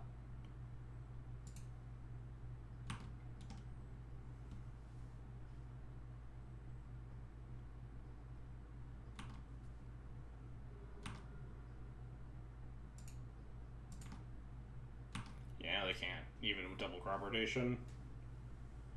Because they're short on mana and also because we have the Krog stuff.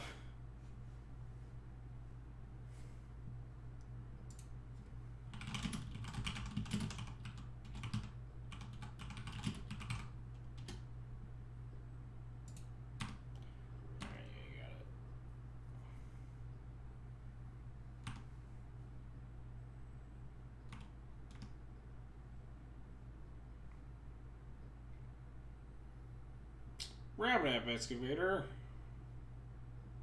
I guess we can just jailer that. Yeah. We're absolutely just gonna jailer that.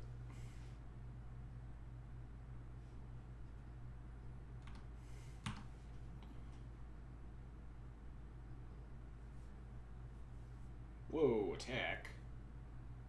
I guess I'm not blocking. Can fetch. Give me the extra damage. Get me back down into Merit Lage range. You might want to declare this boss. I don't think so, because we would definitely want blockers to deal with the Jailer. I don't think I care about them hitting an extra land drop.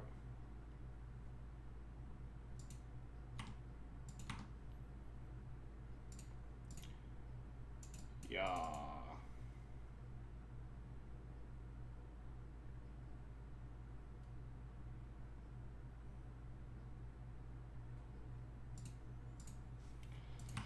Eat your thing.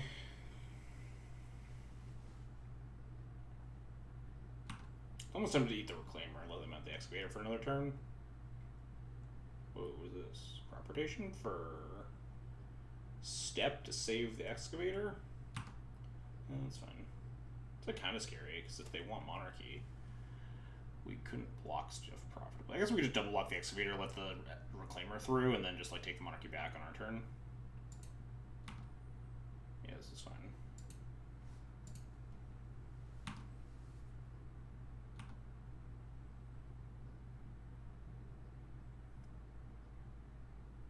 We could also potentially just double chump block and then wisp our Jailer and eat the thing again. We'll see how this next turn goes and what we draw and stuff. There's Savannah, Verdant, Windswept, Caracas in yards. I don't really care about this Ramen app to like sack my Cleric. I'll sack it in blockers if I end up there.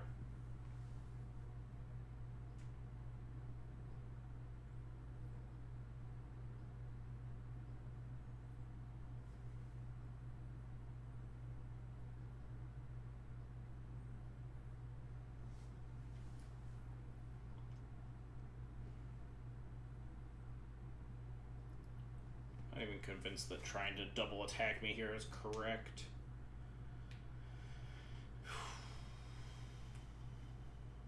I think I would actually just double block the Excavator with Cleric Recruiter, maybe? And let the Reclaimer hit me, and then untap and wisp my Jailer? Let's see what happens. They are going for this. The other line is just double chump block, keep the Monarchy, don't let them draw the extra card. Jailer on Reclaimer and Cleric once. Oh, yeah, that's a much better plan. This thing's a 1-2, ain't it? I keep forgetting about Remorseful Cleric versus Elvish Reclaimer. They could like have Crop Rotation as their card and get me.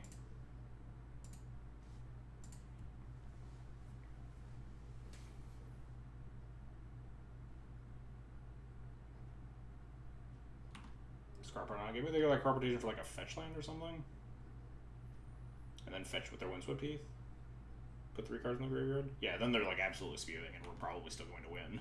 Because we get just like a Wisp for a Recruiter and stuff.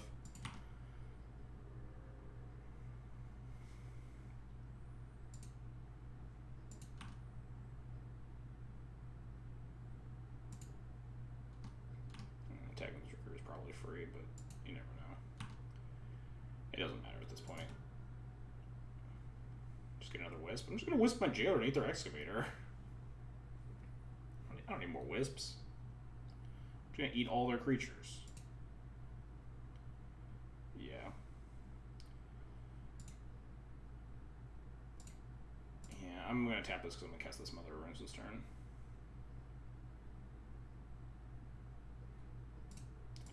Ding. Ding.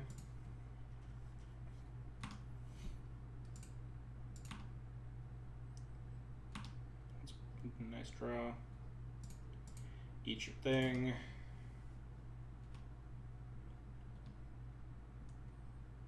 Opponent is ultra dead.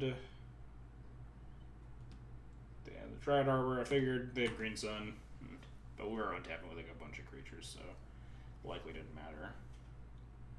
Coder. Oh, we don't remember that. If it even like really matters.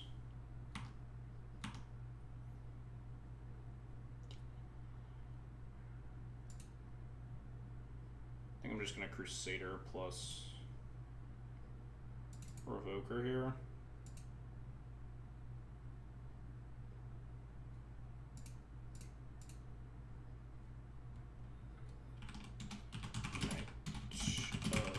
Reliquary.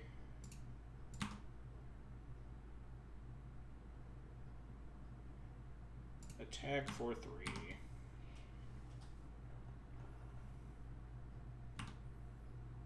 Next turn we have enough mana to... I guess this turn we also have enough mana to... Oh, the Crusader didn't have...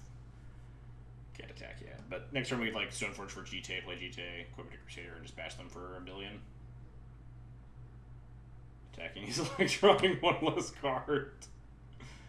I mean, that's not an unreasonable assessment. We also have like 8 minutes on our clock because we've been dirtling around and talking about lines a lot this game. You got it, bud. Are they literally dead here? Can we kill them? They have 0 cards in hand. This is 3, 4, 5, 6, 7. GTA would be 8, 9, 10, 11. Yeah, they're dead. What is it, GG in chat? Yeah, they're definitely dead here. Yeah, that matchup feels like quite a beating for them.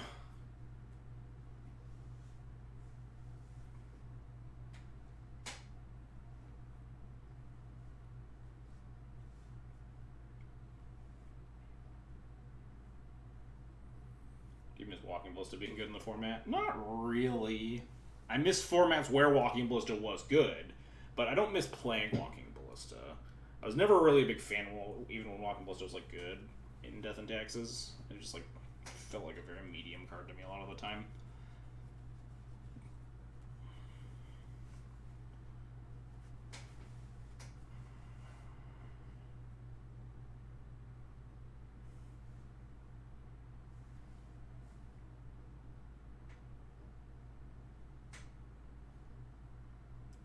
want to play worse cards to make yourself feel better. I don't know. Ballista was like a pretty bad card. I was still playing against people who main deck Ballista and Taxes a few weeks ago. Yeah, I mean, Legacy players are extremely slow to adapt. I think the Ballista meta is pretty far gone. And by pretty far gone, I mean probably died with Theros. And it wasn't even that good pre-Theros, honestly.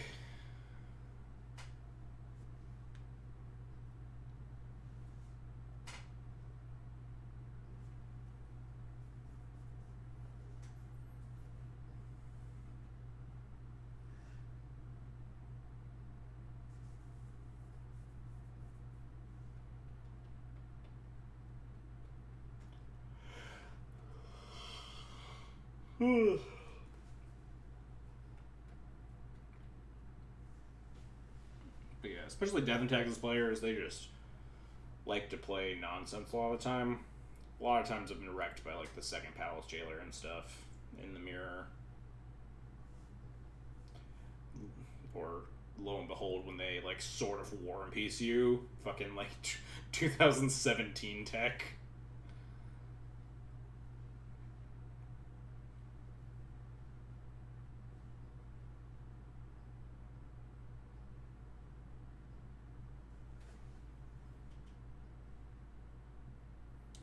Yeah, I mean, probably. It was certainly, like, top Miracles tech, but it saw some play post-top Miracles in certain metas.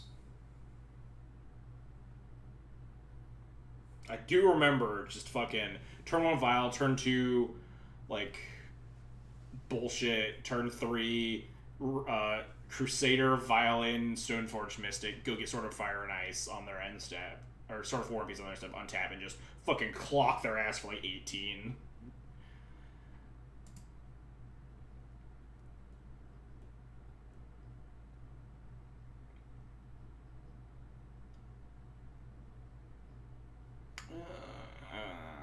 On the draw, these vials aren't even that good. I don't like this hand. I'll leave the 3 and a 4 drop. We don't even have like a Thalia or something. These 2 cards are pretty uncastable regardless. We'll get in this hand. This hand also kind of sucks, but it's fine. Put the planes back. We have Thalia, Wisp. Wisp does nothing, but we have Jailer.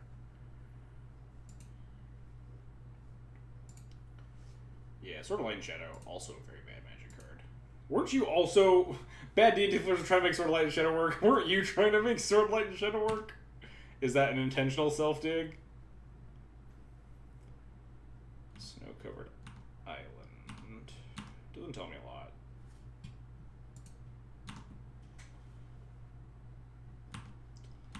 What are we facing here? Preordain. More likely combo than not. Especially with Eternal Land Go. Flooded Strand. Breach. Could be like Sneak. Could technically be stuff like Miracles of the Red Delver still. Luckily it doesn't matter because we're just going to cast Rathalia. I mean, against Breach would actually want to cast Revoker here. Combo's more likely to have Cantrip. Well, they were on a Mola 6. But regardless, I think we're just going to... Thalia's just going to be the much better play in the blind here. If they're on Breach specifically, we probably want to revoke our LED, but... Yeah, they can't Breach kill me here, regardless. Where does the word cantrip come from? I don't know. Someone in chat probably knows. Aggressive volcanic island fetch. Is this Breach? They want to like bolt my Thalia?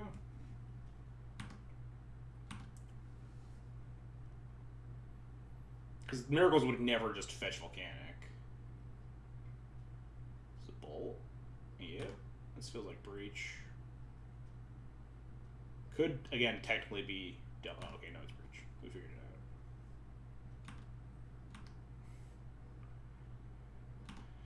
out. Do I revoke this Petal? I kind of have to, right? Because the, like, Petal plus Brain Freeze will just kill me. Whereas they need to have the LED.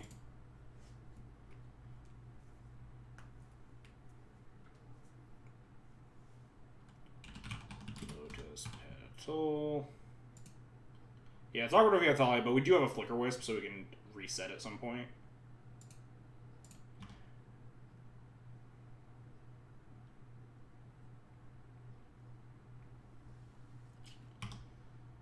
Yeah, these decks being on bolts now is just so obnoxious, because it's so much harder to steal game one. Like, against the fastest Oracle version, if you have, like, Thalia plus Revoker on LED, it's, like, so hard for them to kill you. They need to, like, find their one of Teferi or whatever. But yeah, and that's, like, 2 bolts and, like, sometimes a Grape Shot. It's just really hard to stick your creatures, even in pre-board configurations.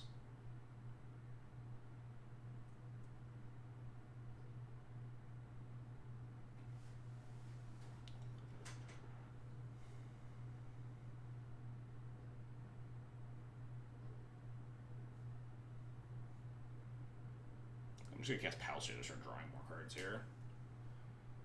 Sets up the ability to top deck Thalia to, like, Wispless Thalia the following turn or something.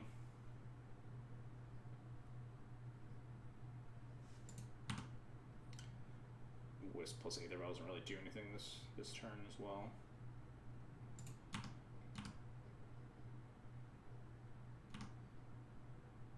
What did they do on that Ponder?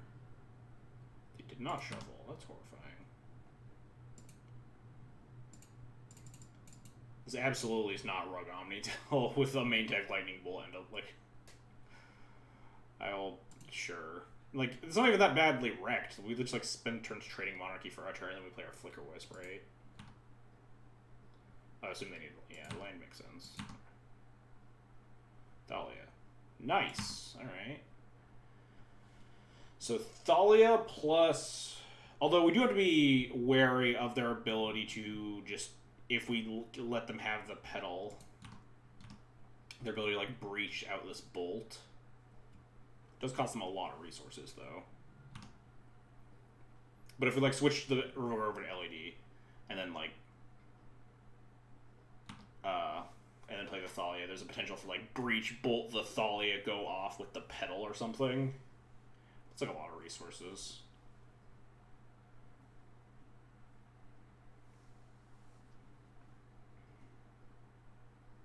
What's that brainstorm art? It's the signature spell decks.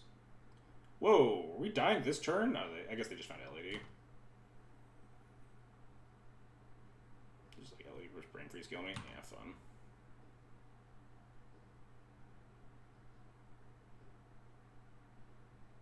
Yep. Oh, and they just had the Grape Shot? Yeah, what a jerk.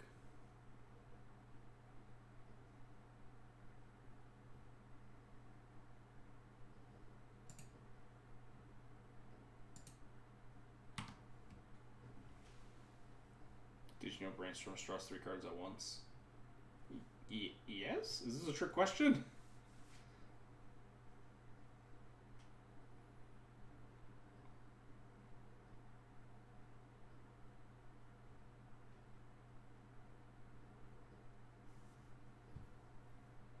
I like to let, like, the first Brain Freeze resolve before they target us.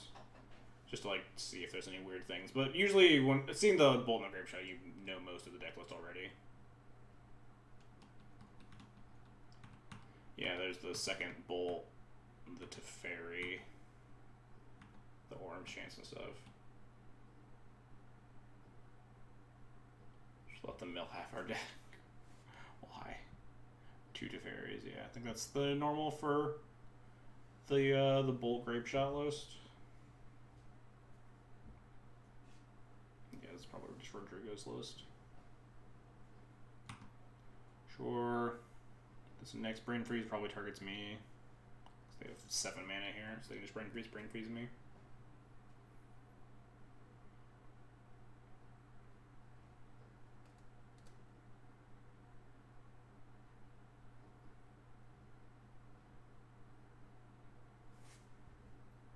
Nope, targeting themselves. Cool.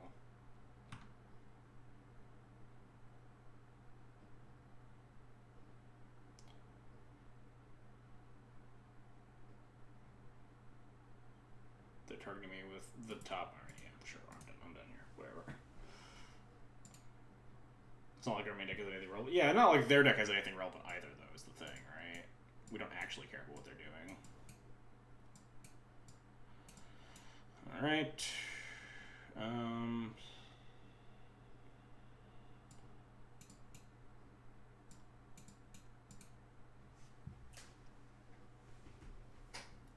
Yeah, much less of a fan of the Bolt versions. A lot harder to beat.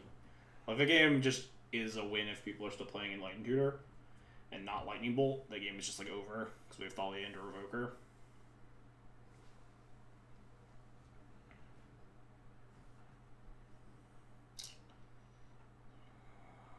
I've totally drawn a blank on how I usually sideboard for this matchup. The thing to keep in mind is that Rodrigo's list has like 4 fucking Monastery Mentors in it, so it's not unreasonable to actually try to like board in like some number of Council's Judgment or leave in some number of Plows or both. I think Jailer is just still probably a pretty horrendous pipe dream. How I usually sideboard with this 1 AM sideboard plan. I mean, you're not wrong. Shave down some Flicker Wisps and some Plows. And I'm just going to look at the Batter School. Although all the equipments in our own way are decent against Monastery Mentor, Batter School, and GTA are decent against it. Sword, definitely a lot worse, but Sword protects your creatures. From both a great shot. Fuck. This was 0 Council's Judgments in the deck right now. Do I just like cut all the Wisps? Maybe keep it in 1 as like an evasive thing to recruit her for to try to end their life or something. We gotta cut one of these equipment. It's probably the GTA. If we're leaving in some removal to deal with Mentors, I think I might like this. We have 2 Plows and a Judgment to try to beat Mentors, and then also just trying to like beat it on board states.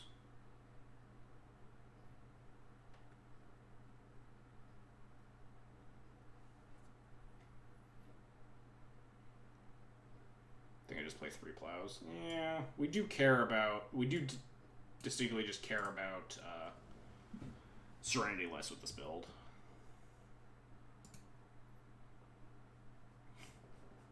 Okay, get him. I mean, this hand can fight a Mentor and fight a single Breach. It seems okay.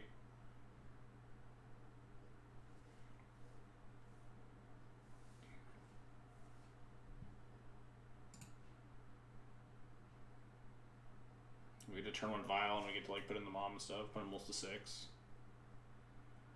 Yeah, the 6 that trumps his hand is like land, Vial, Thalia, Signa Prelate, and then also like an Orange Chant or something.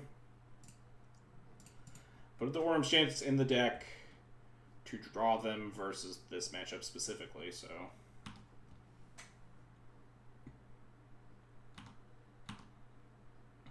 I fetch a dual clear Mama. You want to play the Mama on turn 1 over the Vial?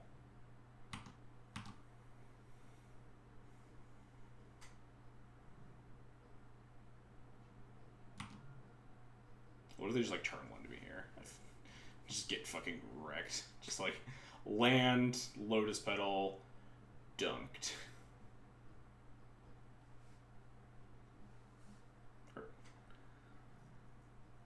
It'd be like land, Lotus Petal, LED, I think. Not an expert in that math. It's like land, Lotus Petal, LED, Brain Freeze, Breach or something, right? Yeah. Like 5 cards. Or like a second Lotus Petal, I think. Maybe it has to be a second and a third Lotus Petal, I'm not sure. Not dying. Big fan of not dying. Do you open chests or sell them? I usually sell them. If I don't have 100 play points because I'm like losing a bunch, I'll open until I have enough play points. I'm not super keen on that draw.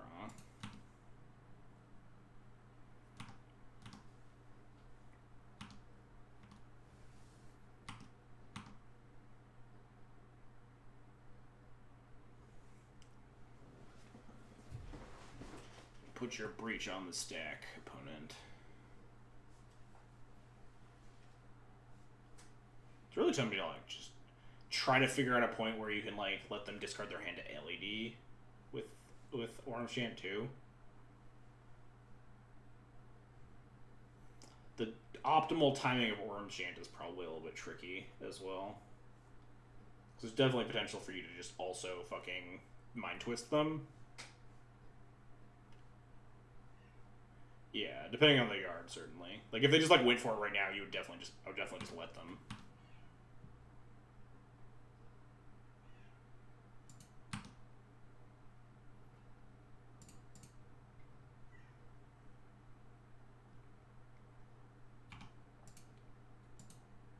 Plow. Bolt. What a jerk. Yeah, I doubt they're leaving Impact Negation post board. Opponent is bullying me. What is this? 2-mana spell? Wow. Opponent is bullying me.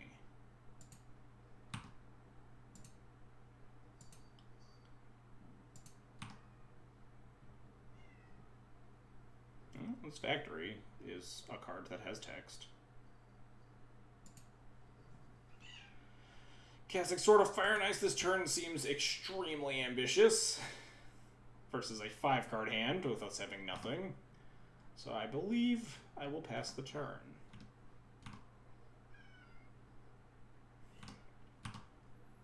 Next turn we can cast Sword if we want. They just like mentor me? I hope they don't have Force of Will. I don't think it's good enough that we want to chant before Plow. This mentor is definitely threatening. If they just like have Force Will, we do just die. To get a power 4 in there, I don't think it's worth it. Opening up the Mom to like a top deck removal spell. Chanting here seems just like an egregious spew of resources. I'm pretty sure I just plow this. It's always low spell. You can't chant. Why not? Target player can't get spells this turn.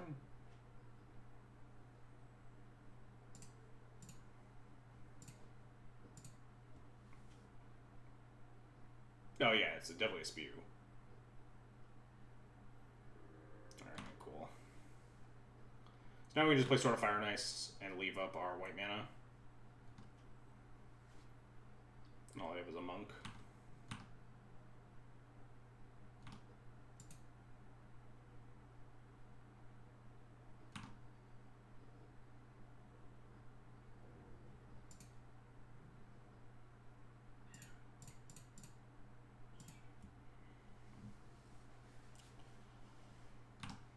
Yeah, the leave-in Plow versus Breach plan feels really funny, but I think it is just correct versus the Rodrigo list, at least, because they just have so many mentors. I want to get Shaper. Yeah, Shaper Wasteland's bad. Yeah, definitely not unreasonable.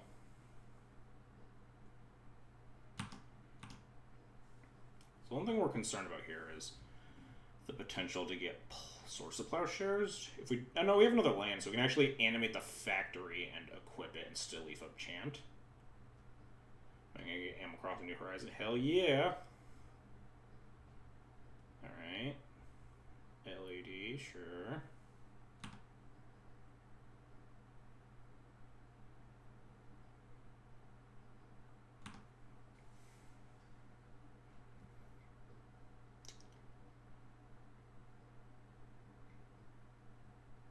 Here comes the Breach. Alright, now we figure out what we want to do. They have 2 cards left in hand. Leave Up Crocus is not... It literally doesn't matter at all. They don't have any legends in their deck. And I want to leave up Basic Plains. There's more likelihood that they can stop me from producing white mana with some random like bullshit that like prevents my Crocus from producing white than it is that bouncing a legendary matters here.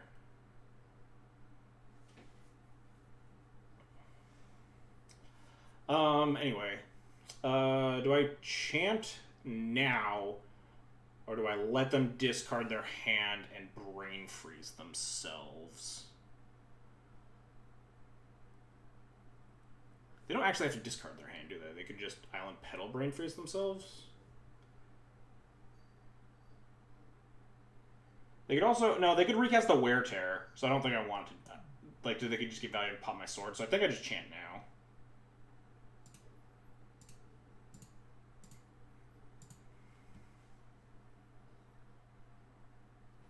Because they could just value Breach if I let it resolve, Wear Tear my Sword of Fire Knight, so I don't have a clock anymore. It doesn't mean that they're just a single Underworld Breach from killing me. Oops, I have 6. I shouldn't have, but...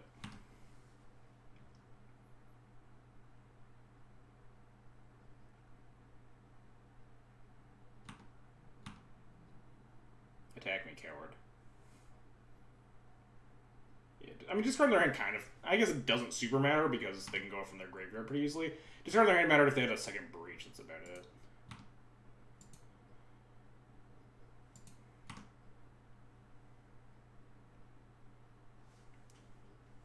I'd love to draw a card that mattered here.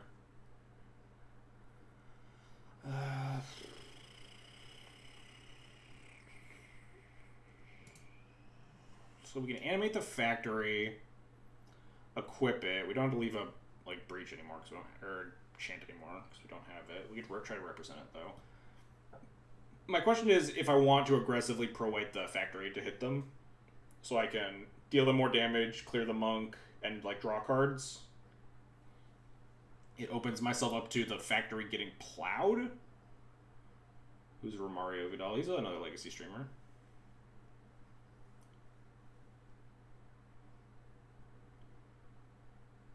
Yeah, he's definitely a good player. He's also in chat right now, apparently.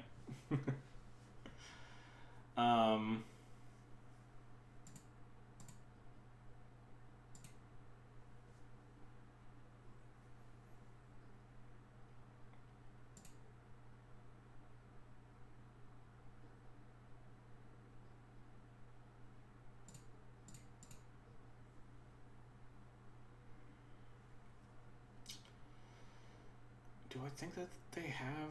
They could also have like a Wear Tear, I guess. Yeah, I think I just have to attack here. There's a lot of stuff that I run into with activating Mom. So they just chump block. Yeah, maybe this is incorrect. Yeah, I was debating the pros and cons of. Oh, they could. Yeah, they actually couldn't Wear Tear the factory because it's per red. You're right. Yeah, it might have been correct. I think I might want to leave now. We're pretty invested in mana, so there's potential for this file to actually do something. I don't think I want to represent Orum's chant.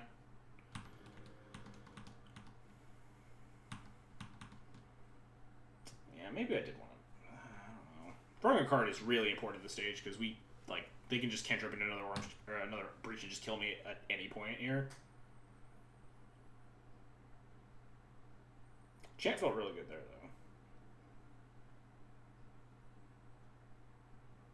It is just counter target Underworld Breach. Seems to have the freeze. It's a reasonable assumption, I would say. That's an aggressive Brainstorm. After bottoming 2 cards with Preordain. Are they just really trying to kill me right now while I don't have anything?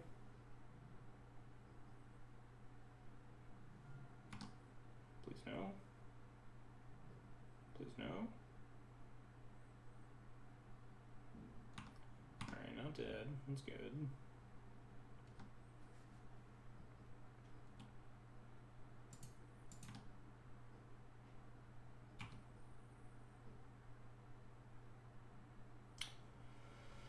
Thalia, not quite gonna cut it here because they already have the LED, which means they can pretty easily kill me anyway.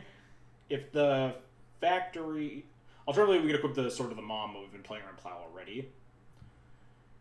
If the sword draws us a land, we could cast the Thalia this turn. Otherwise, it might just straight up not be worth playing here. I think I might want to just deal them 6 and draw a card rather than cast this Thalia.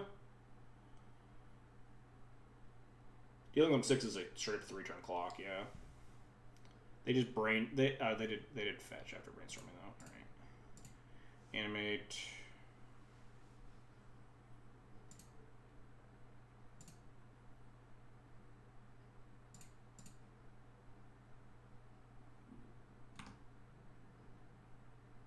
best draw is, yeah, best draw is another chant. Yeah, I guess leaving on Plains versus Karakas didn't matter there either. But yeah, best draw is easily a second chant. Shock you. That could be good if we live another 2 turns, but if we live another 2 turns, they're already dead. So I think we're just doing a lot more finger crossing. And hoping to God we don't die.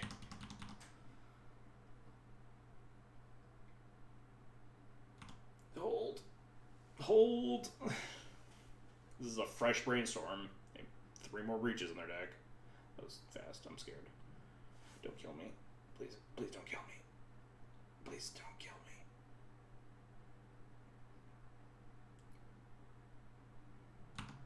Don't do it. I have so much to live for, opponent.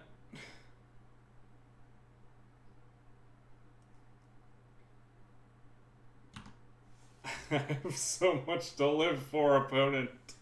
Like a game 3. Bottom. Trying like a port even here would just be so good at turning off this fucking 1 red source. Stop casting cantrips! That was... no. Oh, they shuffled. No! Dicks. God damn it.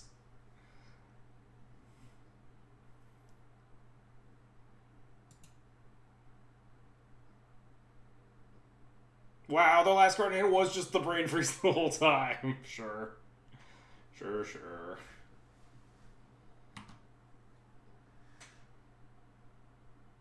So the Thalia would have mattered. Yeah, certainly.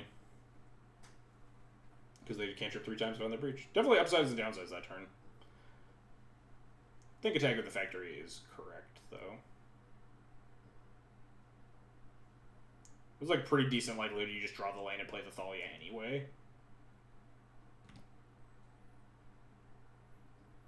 And I think casting the Thalia just gives them a similar amount of turns. They just cast the cantrips over time.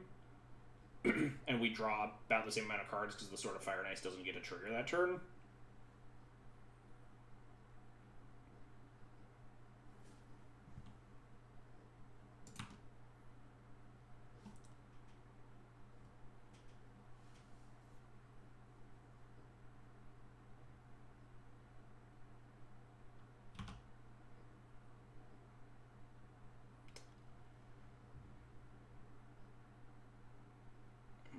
Fairies and the bolts and the plows.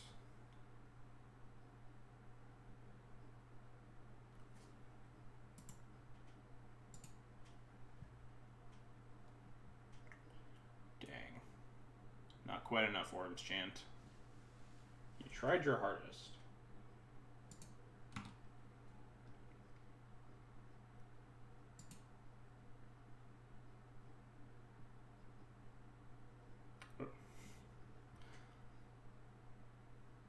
I probably wants to just like cast a fairy to make sure there's no bullshit, but like, or just like perpetually leave up the ability to escape a force of will to counter like an Orm Chant that I just didn't cast for no reason. Are they target me yet? No. Would you hear that breaches form of warping? Yeah, definitely. There's like random like 4 copies in here that are targeting me. I want to see the rest of their deck. I want to see how many mentors they brought in. Did they just bring in like 1 mentor and we just happened to get them? Yeah, sure, you can mill me. I don't care. We already died. Or are all their mentors just in the bottom X cards of their deck here? I don't know. They only target themselves with the initial copy. Whoops. They targeted me with most of them.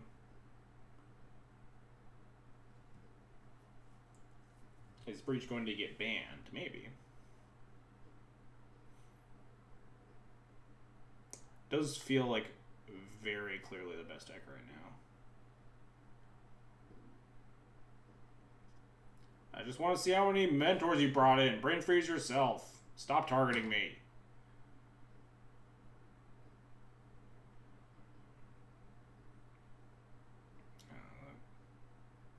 Oh, they did target themselves with the initial one. Alright, cool. We get to see more of their deck. I'm in.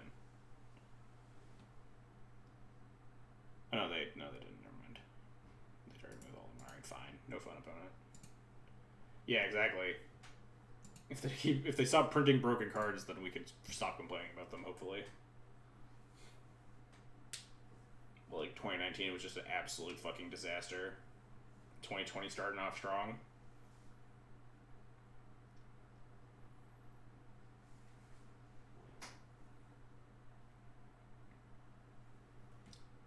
Still have one Deafening Silence, but yeah.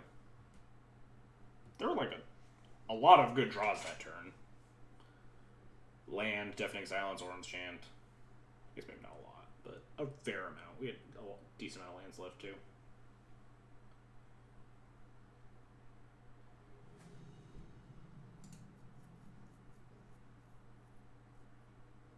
Yeah, it's really hard to beat the Breach deck just fighting on one axis, and decks are not good at fighting on multiple axes in Legacy, surprisingly enough.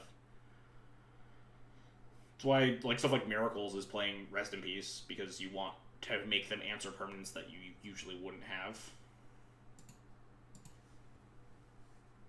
Because you can't just fight on the stack. Because then they just get to board in a bunch of silences and counter spells, and then force you to deal with that. Tundra Go? What on earth is my opponent doing?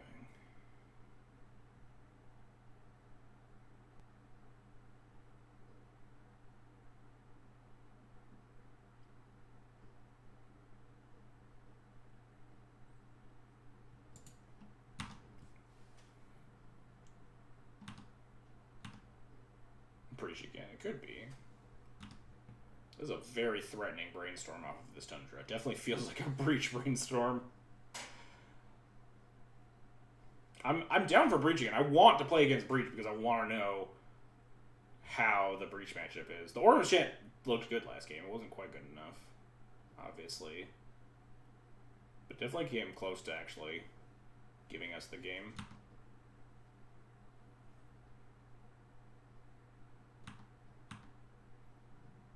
Just gonna, like, turn to me here. Yup. Dead skis. Oh, they're not. I mean, it doesn't matter. Our hand absolutely can never beat Breach, but... Okay.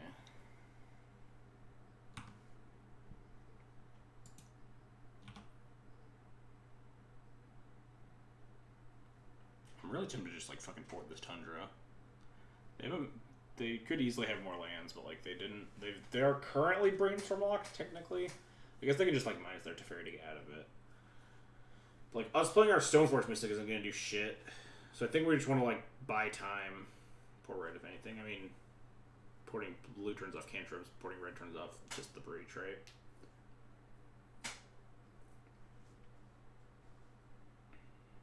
I'm not worried about dying because they would have killed me there.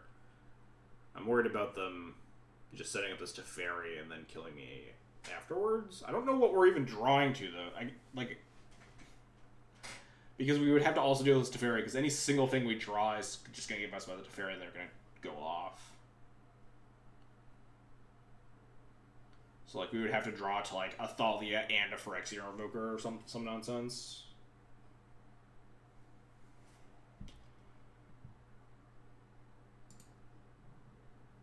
You're drawing to Wasteland.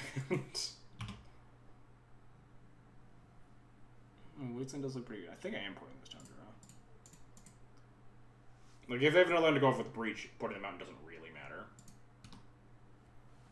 Unless they just, like, have the island or whatever. Well, they don't have any more red sources besides Petals.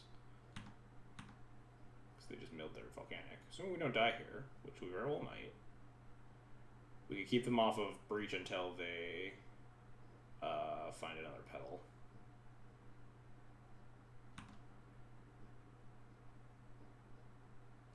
Oh, never mind. They found another Petal. So much for that plan.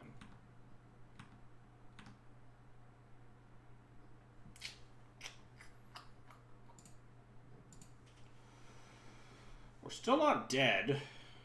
Yeah, Wisping Teferi's definitely the play now.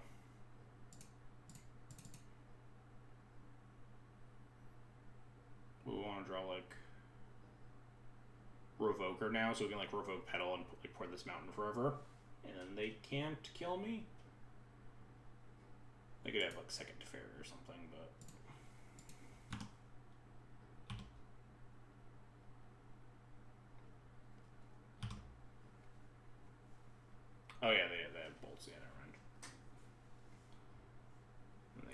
keep the bolt when we port the mountain. Very true.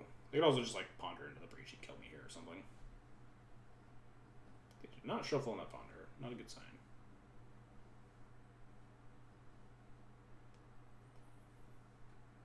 That's not a good sign. None of these are very good signs. My expert analysis. Oh, they got a brain freeze. Alright. Cool, cool, cool, cool, cool, cool, cool, cool, cool, cool.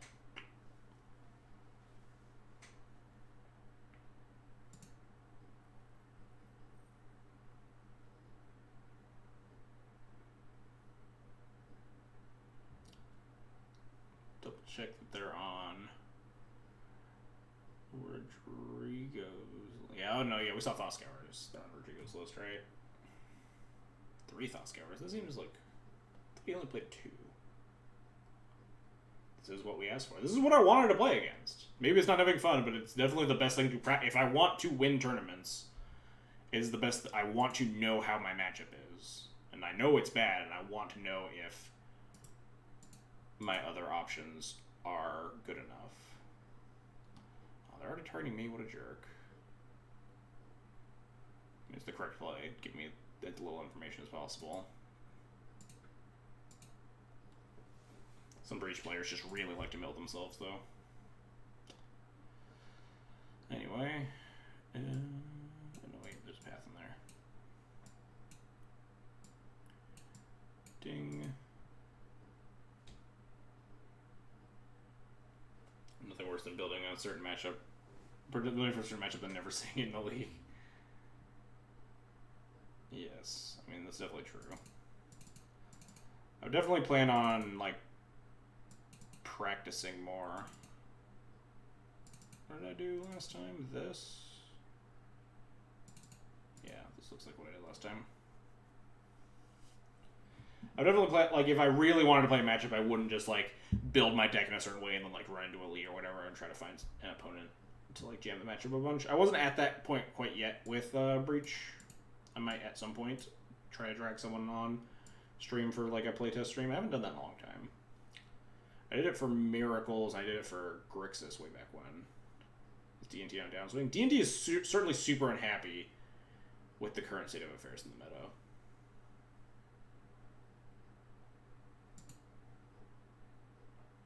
Oh, wait, I talked about cutting a Wasteland. Yeah. Mom rip, and then recruiter for, like, a prelate. It's gonna be... Hope it's good enough.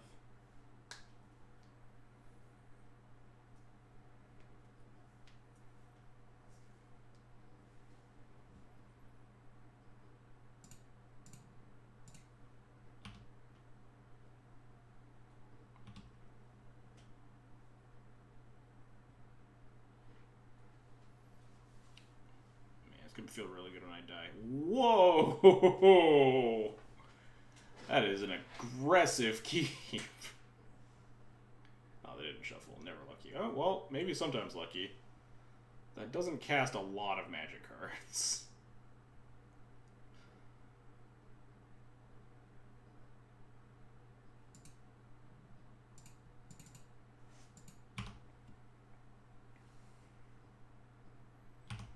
Alright. Oh, never mind. Never lucky. So this recruiter probably just finds a Sanctum Prelate, then. Or we play Thalia here. Thalia with Progress backup's not bad, certainly. Stifles their development more, I think. They already can't go off. Because, like, they have to deal with the rip, and they can't go off into the Thalia on, like, just 2 lands, obviously. I think this gives us enough time. The punish is if they, like, just, like, land mentored me or something. We don't really have a solid answer to that right now. Top on Preordain. Just lands, I guess. Not really what I'm looking for.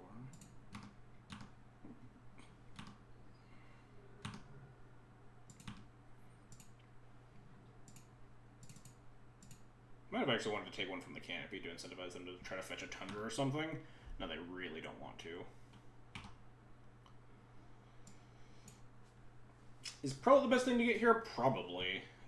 Do we put it on a number that isn't 2? We could put it on 1. We could technically die. It would involve them serenetying me, though, because they couldn't tear my Rest in Peace. They could, like, get a Lotus Petal in play and then fuse a Wear Tear on their own Lotus Petal or something in a Rest in Peace. And then go off. I think Prelate's probably still, like, just the best thing to do. Especially if they do have a Mentor or something, we can put the Prelate on 1 to at least try to stymie the Mentor from crushing me. So I do think Prelate probably does look like the best choice here. I wonder if I actually wanted to leave with the Wasteland. No, they can't cast Terra this turn, never mind. I was thinking if they, like, fetch Tundra and cast Terra on my Rest in Peace, leave the Wasteland's better, but they can't cast Terra right now, so... And we're not super sad if this Thalia dies, because we have the second Thalia.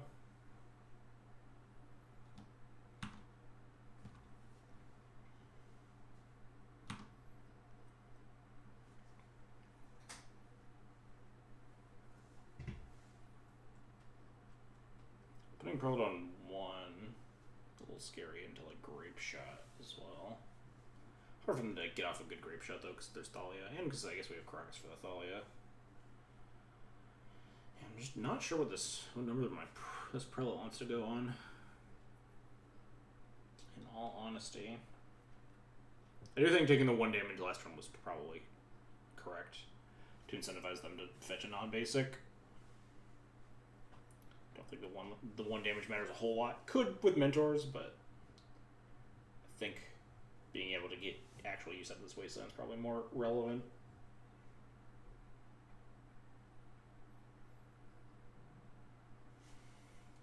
Now I can just fetch basic plans.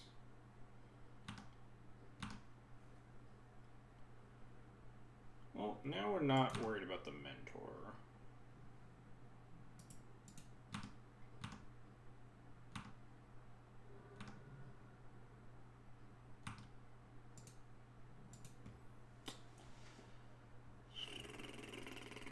So we put the Prelate on 2. They do just genuinely need 2 answers to kill me.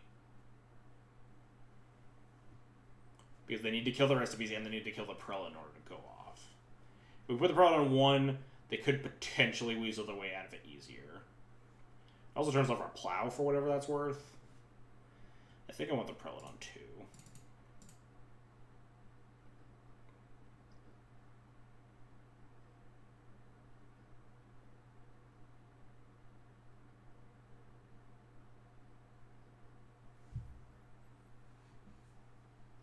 Casting a 1-drop in response.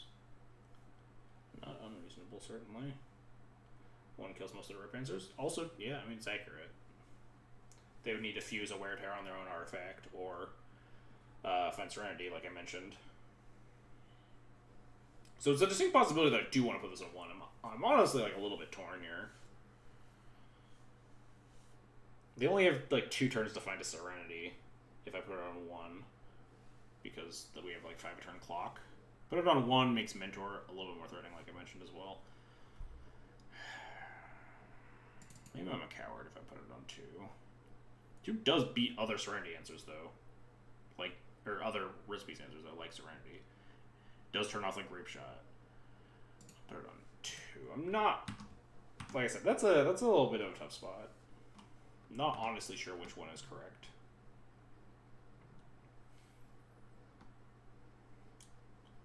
A lot of fetching. Fetch another island, I imagine.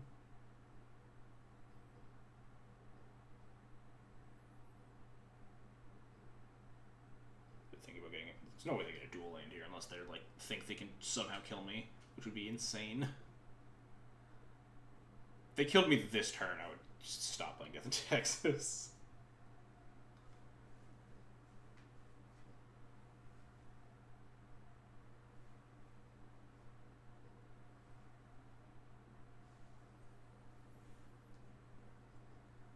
There's no way they can get a there's absolutely no way they can get a non-basics. They have to get island. They don't have a second mountain. They can't fetch the second plains if it's in their sideboard.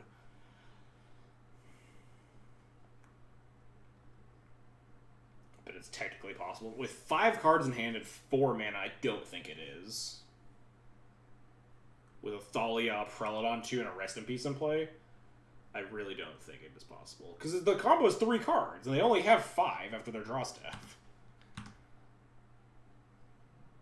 There's a Tundra. This Mentor, yep.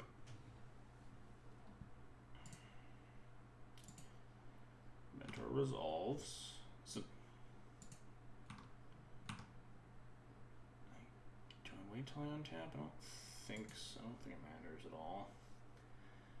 This looks a lot like Source of Plowshares, but they're going to be able to fire that off regardless.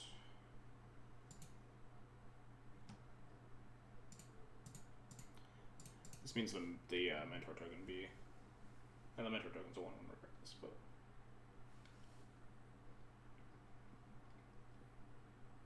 They just Thoscar themselves, deal. Probably target me with this, right? Nope.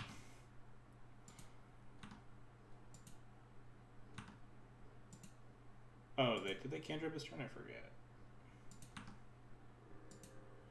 Alright, well that worked out well. Tap. Mom is excellent here. So I'm going to Wasteland. I'm going to cycle... So cycling this Canopy is fine, because Wasteland, Cycle, Canopy, Mom, Hold Up Caracas is all still a line. So we cycle the Canopy to look at our options here. Revoker is pretty nice as well.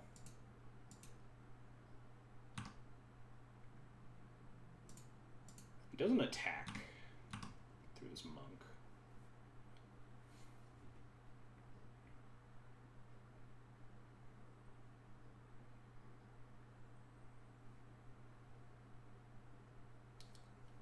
One Revoker plus Mom, probably fine. They have 3 cards in hand. They can't Serenity me, so the Revoker plus the Rest in Peace doesn't get wrecked. I mean, I guess it does turn on their, like, could get more wrecked by Wear Tear for what that's worth. I think Mom Wasteland. Hold Up Crocus is, like, not bad. It's going to be harder and harder to attack into this monk in following turns. I think I do want to do this.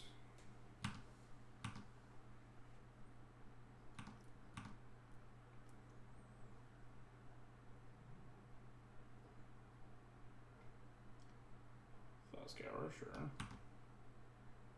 They're really desperate because they're doing that on their turn instead of mine as like a combat trick. Okay, yeah, they're just dead. Yeah, Thoscar looks pretty embarrassing into Rest in Peace, that's for sure. But yeah, Swords of Plowshares is just something that's really nice because it is lined up against Mentor successfully twice already. Mentor is just extremely threatening. It almost makes me want like GTA more than Sword of Fire and Ice, because GTA's better at killing a Mentor, but or like I said before, leaving in Palace Jail, so you could like potentially recruit an answer to it. But jailering a Mentor is a daunting task, certainly.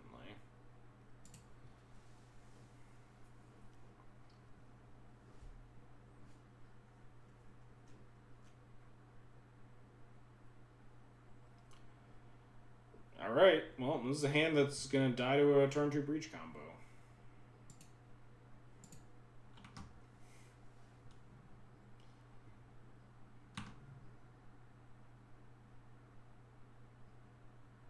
I'm never not keeping this hand, but this is one of those on the draw against Storm hands that are like, this hand's good against Storm, and then you just fucking die without casting a spell. But Breach generally goes off slower than stuff like Ant. So it feels safer doing this, because they just prep for long games more often.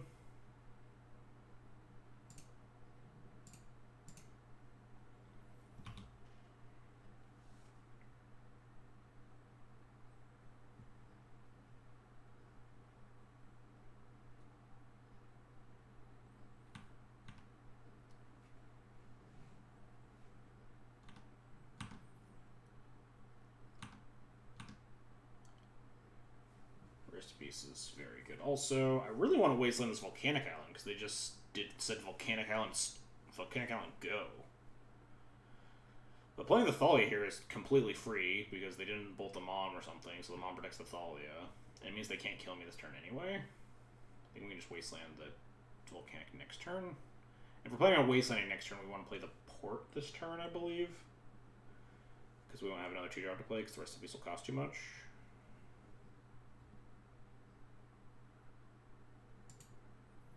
Could have like Force of Will here, maybe?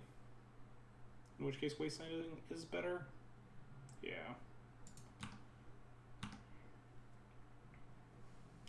But if they didn't kill me this turn, there's not a whole lot that changes. They would have like fired off Brainstorms trying to kill me. Or not. Okay, Thought Scour. Wow, they do have Enlightened Tutors? What the heck? It's a weird build. Enlightened Tutor and Thought Scourer.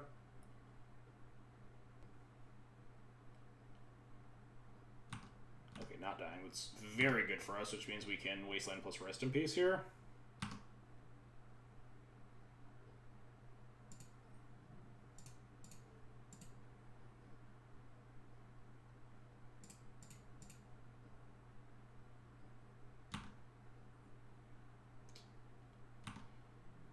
Attacking here feels incorrect. We're playing a Sanctum Prelate next turn. They miss a line drop. I think I'm just putting this on 1. Never mind. Did we put it on 2 still? They can't cast any spells right now. If we put it on 1 and then die with a Prelate on 1 and play with our Orange Chant up, we feel like the biggest fucking idiot in the world. I mean, we're just gonna like port them out of the game next turn, right? Maybe they'll just concede when I put it on the stack.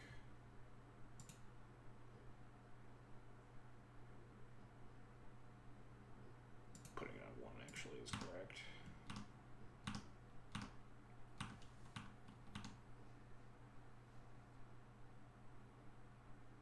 Yeah, we did it! We beat Breach. All it took was them getting stalled on 2 lands and Wastelanding and die. And us never casting an Orbs Chant that game. We drew the Orbs Chant and we won, though. So clearly... But anyway, actual legitimate analysis is... Plow absolutely needs to be left in against Breach. Because Monster Mentor is terrifying and they will always board it in. Orbs Chant felt good. It felt hard to know when to cast as well. There's a chance I could have fucked up my opponent more if I just, like, let their Brain Freeze result, like, if they cast a Brain Freeze on themselves or something, and that Orbs Chant in response to that. The one turn that I cast Orbs Chant prior. But if they have, like, Seven's Reclamation, whatever, if they're, like, on the Reclamations, which I think... Although that might get boarded out against Seventh Taxes, because it's, like, Rest in Peace. But, like, if I let them, like, mill themselves a bunch and they find the Seven's Reclamation, then, like, letting them cast the Brain Freeze for a bunch is just obviously stupid.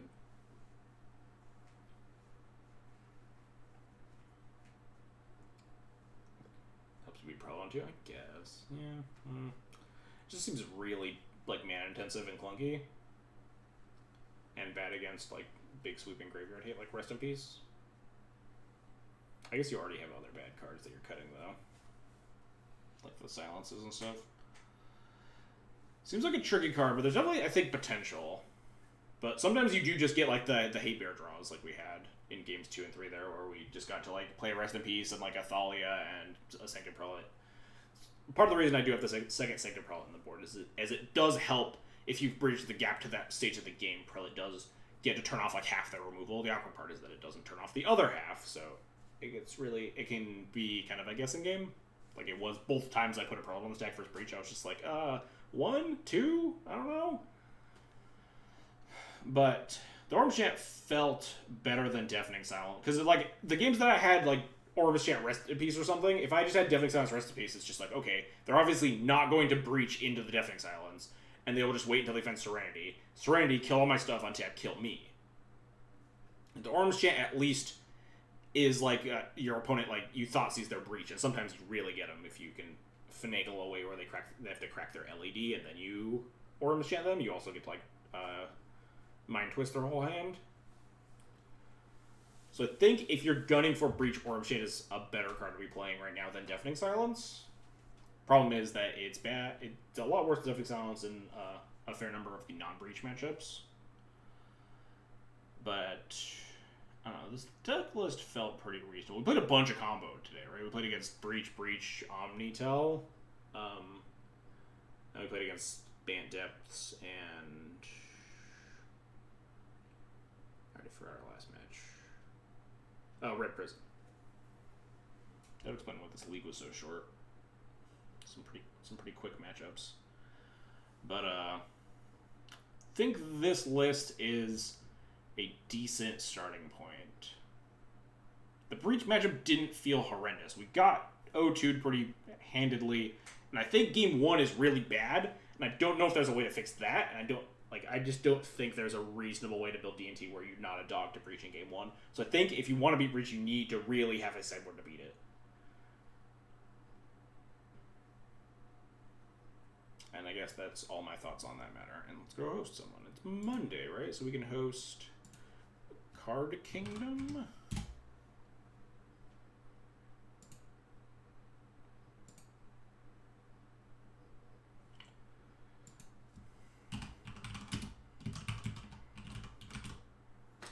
Anyway, thanks everybody for watching tonight. I hope you had a good time. Definitely an interesting thought experiment in tackling the Breach menace, which I think is a big thing for Death Texas to be trying to do right now, because I really don't think the Breach matchup is good.